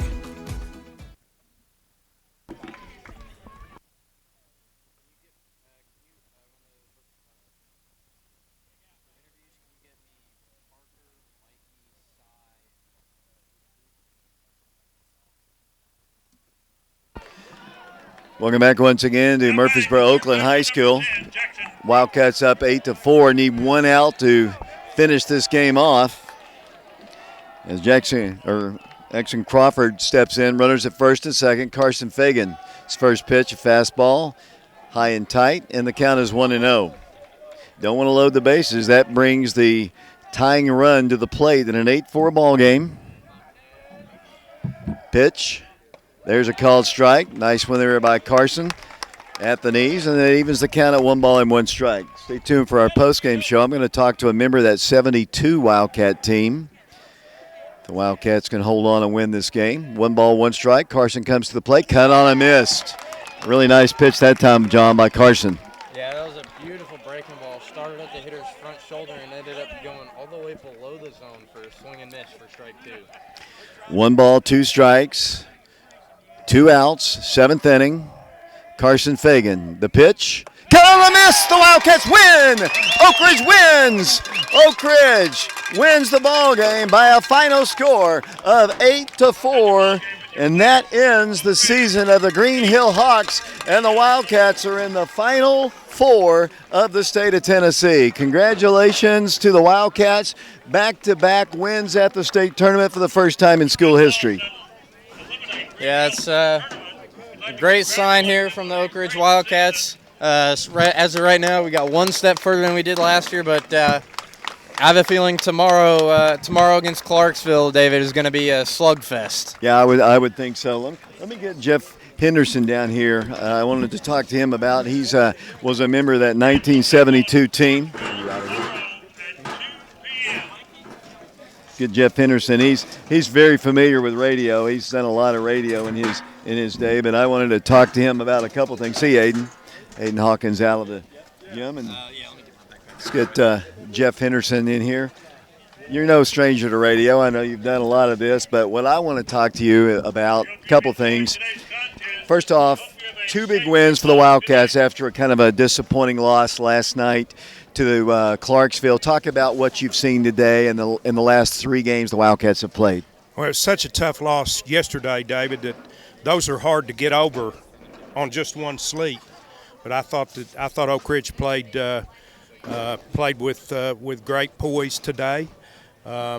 Swung the bat really well, and they needed to because Green Hills was coming as the game went along. But I was really impressed with Oak Ridge's effort today, and that they came out and had erased what happened yesterday, because the 5th inning was that one was hard to swallow. Jeff, reason I wanted to talk to you, back in 1972, the Wildcats won their very first ever state tournament ball game, and you were a part of that team. What do you remember about that 71 and 72 team? I wasn't on the 71 team. I know the 71 team won 2 games in the state. When we went in 72, at that time it was only a 4-team tournament. And in 72, you had Christian Brothers, you had MBA, and you had Johnson City. A couple of things that I remember about it is the way that Johnson City got there and the way that we got there. We had an outstanding baseball team. We had played DB earlier in the year, and I thought DB was the best team in the state when we played them. They pitched a pitcher 1 pitch too much in the region tournament against Johnson City. Johnson City, Science Hill protested and won the protest and got the state tournament. Wow. We were in the region tournament, and I believe we had a 1-run lead. I can't remember the inning, David, but I think Steve White was on the mound, and they had a hitter at the plate, and he got hit with a pitch that he did not try to get out of the way of, and the umpire called him back, put him right back in the box. The next pitch hit him again. He started down toward first, and the umpire brought him back again. And their coach, I believe his name was Ace Adams, he came out of the dugout, and he was just beside himself, just wild. They couldn't calm him down. Finally, the umpire had thrown him out, and he had stayed and stayed and stayed to the point where the umpire called the game. And that put us in the state tournament. That's the way half the field got there. So MBA wound up winning it. We won 1 game that year. We beat Science Hill in a loser's bracket. Lost to MBA, the eventual state champion, 5-0, I think, in the first game. And then Christian Brothers beat us in the finals of the loser's bracket, put us out. Wow. I mean, that was a heck of a way to reach the state tournament. I mean, you don't hear about things like that. No. I haven't heard of anything like that since. You know, as we go to tomorrow's game, Wildcats are in the Final Four in the state. You said there was only 4 teams back in your day. Got to play Clarksville, got to beat them twice to get to the championship ball game. At this stage in the tournament, everybody's got to be short on pitching, and Yes. that's going to be the key tomorrow. Yes, absolutely. I was wondering where Clarksville's probably in a little better shape because they played 2 games as opposed to 3, but still, everyone is short of their first 2 pitchers because most everyone's going to throw them enough to where they've got to have 3 days rest to come back, and there's not 3 days in between. What keeps you coming back? I know you follow the football team, the basketball team, and baseball. What keeps you coming back after all these years graduating from Oak Ridge High School? It's just Oak Ridge High School's always been in my family's blood and my blood. My uncles played there. My brothers played there. I had an opportunity to play there. And baseball is especially, that's the only sport that I played at the high school level, and it still means a great deal to me. And what Coach Free and this roster have done with this program is just amazing. Now, I'll tell you the same yarn I tell everyone, David. I was a sophomore in 1972, the last time that Oak Ridge High School went to the state tournament before Coach Free took us back last year. I was a sophomore. I didn't play a lick. The next year, my uncle, who was the head coach at that time, Buddy Pope, he inserted me into the starting lineup in center field, and I tell everyone, it took the program 52 years to recover from it. That's funny. Jeff, I really appreciate it, and it's always good. You and your brother have been supporting Prep Radio. I know you're good friends with Alex, too, and we appreciate you all for helping us out. I know you've contributed to the baseball program to get them to this tournament, and we appreciate that. I know they appreciate that, and will you be back tomorrow? Oh, absolutely. I'll be back tomorrow, David. We just appreciate what you and Alex and everyone does for us, the fans. I mean, David, you're the one. You're the stalwart. You're the Iron Horse. You're the one that's been here through it all, and I greatly appreciate what you and Alex and everyone does. And I should be thanking Coach Free rather than them thanking us, just for what he's done with the program, how well they play, how well they conduct themselves, and how well they represent the program that I care so much about. So. Jeff, I appreciate it. Oh, thank you, David. Jeff Henderson, member of that 72 Wildcat team that went to the state tournament. Wildcats have won 2 ball games today. We're waiting to speak to some current Wildcats. And even, hey, Blake, I never saw him play. If you think a little bit before my time, and here comes our first interview. It's going to be our workhorse today, Cy Stevens, who grinded out 6 quality innings and wins the ball game. So I have a seat here. Yeah. It is your birthday. I was not going to say that until the game was over. I didn't want to make any jinx, but Cy Stevens does join us. 18th birthday, I guess. Step up to the mic there. You had, a gutsy performance. I mean, you get to this stage, especially in the losers bracket, you've got to come out there and pitch. And, we're going to play 2 games hopefully tomorrow, and you had to pitch all 6 innings. Talk about how you felt today. Man, I knew going into it. I haven't pitched since the district tournament against Powell. I think that was game 2, I believe. So I haven't pitched in a while. I knew I was going to need to come up big because this is win or go home. I was really mentally prepared going into this game. Stepped out there. Velo felt good first inning and just kind of went from there. You had some big pitches to get out of the innings. And, nothing against Mikey yesterday, but, he couldn't sometimes kind of close the deal. You were able to do that. And, you had a couple of miscues in the field behind you. It didn't seem to rally you at all, really. No, I just knew that I'm a pitch-to-contact pitcher, and I just pounded the strike zone. And whenever I got in a jam, I just worked out of it. Even though I got in a few jams, a lot, like the 4th and the 5th, I got in jams, but I worked out of it. So you're now 7-0 on the year, and I guess that's probably your final game as a pitcher at the high school level. You'll be playing Walter State next year. 2 games tomorrow, hopefully, against Clarksville. What can this team do to get those 2 wins and get to a state championship game? I think less errors in the field. We made a lot of errors, and then we let it eat us up. We just need to fill up the strike zone and hit. We hit really good this last game. Is this the best way to celebrate your birthday with a victory in the state tournament? Man, I wouldn't want to be anywhere else. Si, I appreciate it. Good luck tomorrow, and hopefully we'll see you in the state championship game on Saturday. Yes, sir. Thank you. That is Cy Stevens. Let's see who's next. Looks like Parker's going to come in. Oh, wow. Back-to-back interviews, Parker. First of all, congratulations. I know, losing last night was tough. Put you in a situation where you have to pitch a lot of innings. And, what can you say about Cy's performance? He just, kept grinding. I kept thinking Coach Free was going to take him out, but we needed him to pitch those 6 innings. Talk about his performance as you caught him. Yeah, going into the game today, we knew Cy had to go 120 pitches, and he was 2 weeks rested off his break. And still, he went out there, did his job, threw it in the zone. Was away from the zone a little bit early, got out of some big spots right there. Well, let's talk about, and then obviously Carson came in, closed the deal, Trice did. This Green Hill team, they just wouldn't go away. Every time, you'd get some runs, they would come storming right back. But it's kind of the resilience of your team. You always keep battling, and you had some big hits. Talk about that 3-run home run you had. Yeah, I mean, we all say in the dugout over there, if Warren gets on base, then something's good about to happen. So Warren leans in there, gets a hit in the leg, and the least I could do for him is put a good swing on the ball. I kept thinking the pitcher kept throwing over to try to get Witt one after, 10 or 12 times.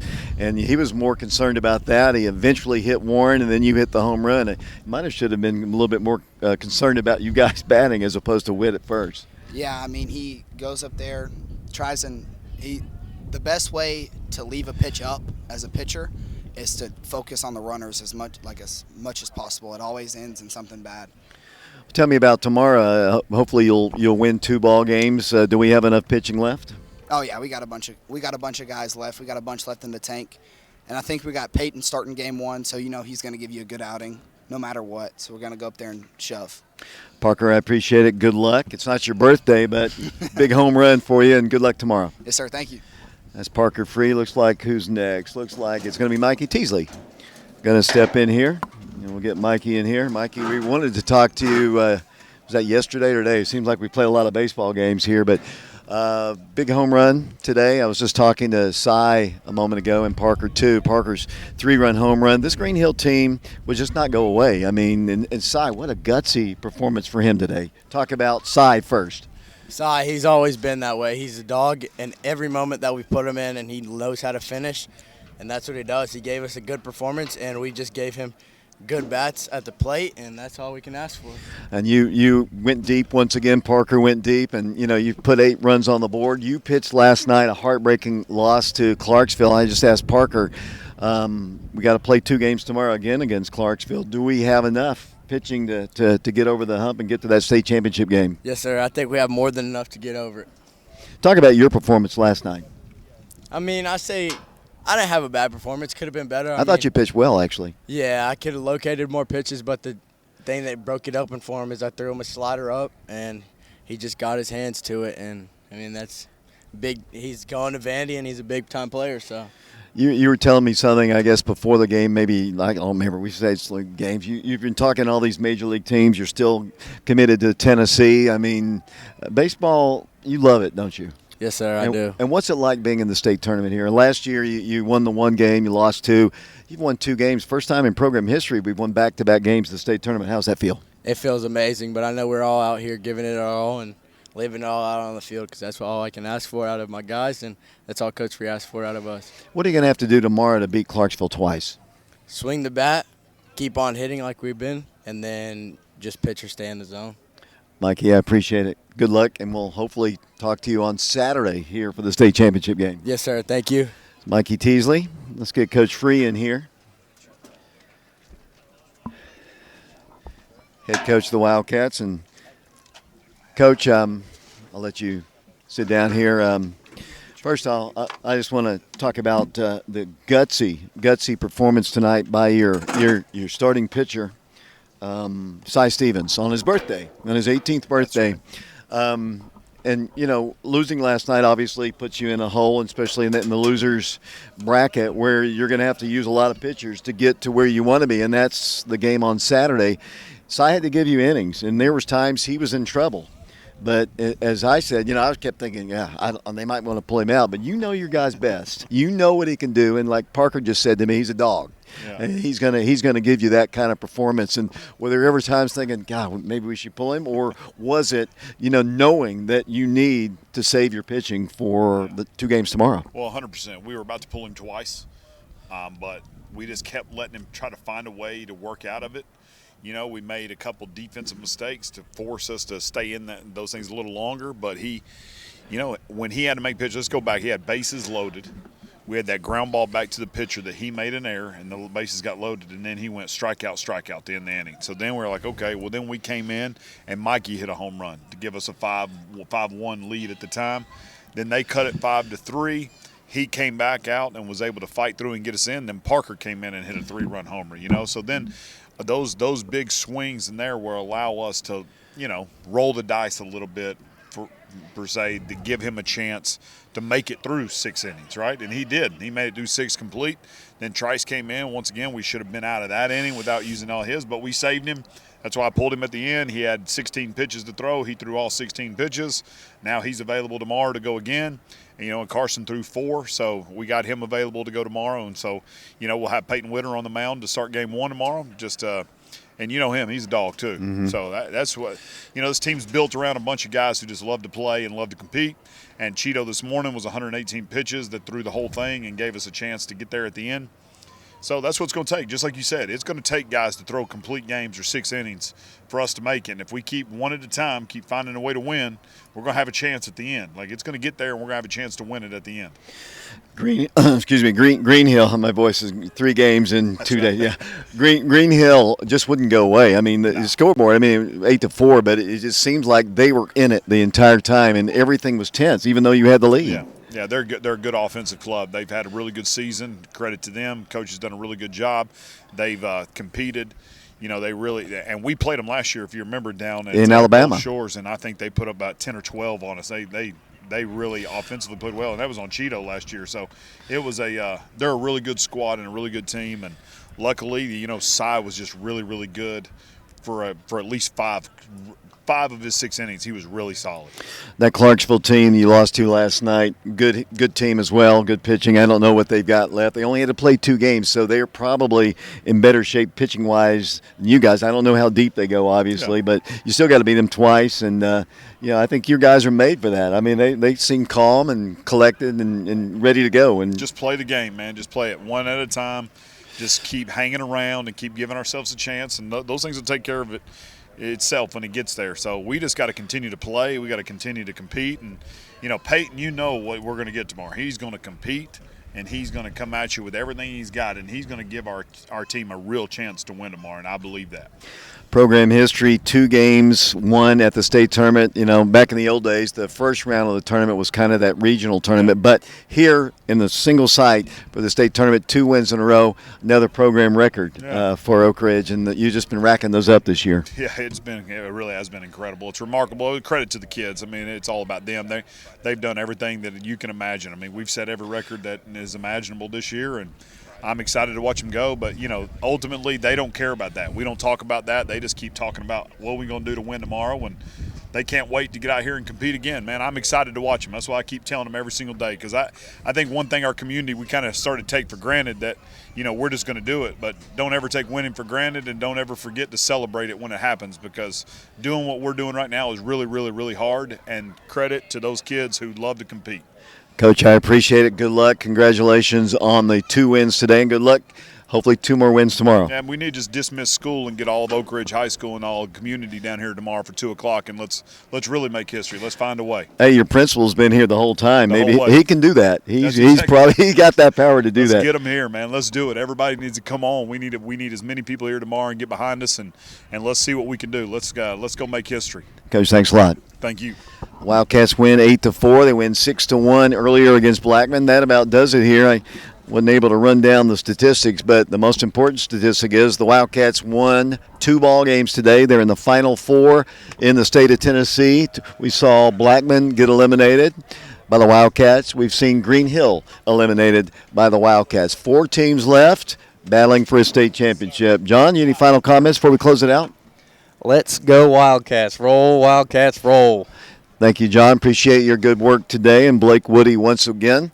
Our next broadcast of Oak Ridge High School baseball will be tomorrow, 3 o'clock Eastern Time, 2 o'clock Central Time. Oak Ridge taking on Clarksville, hopefully in a doubleheader to get to the state championship game. For Blake and John, this is David Clary saying, so long, everybody.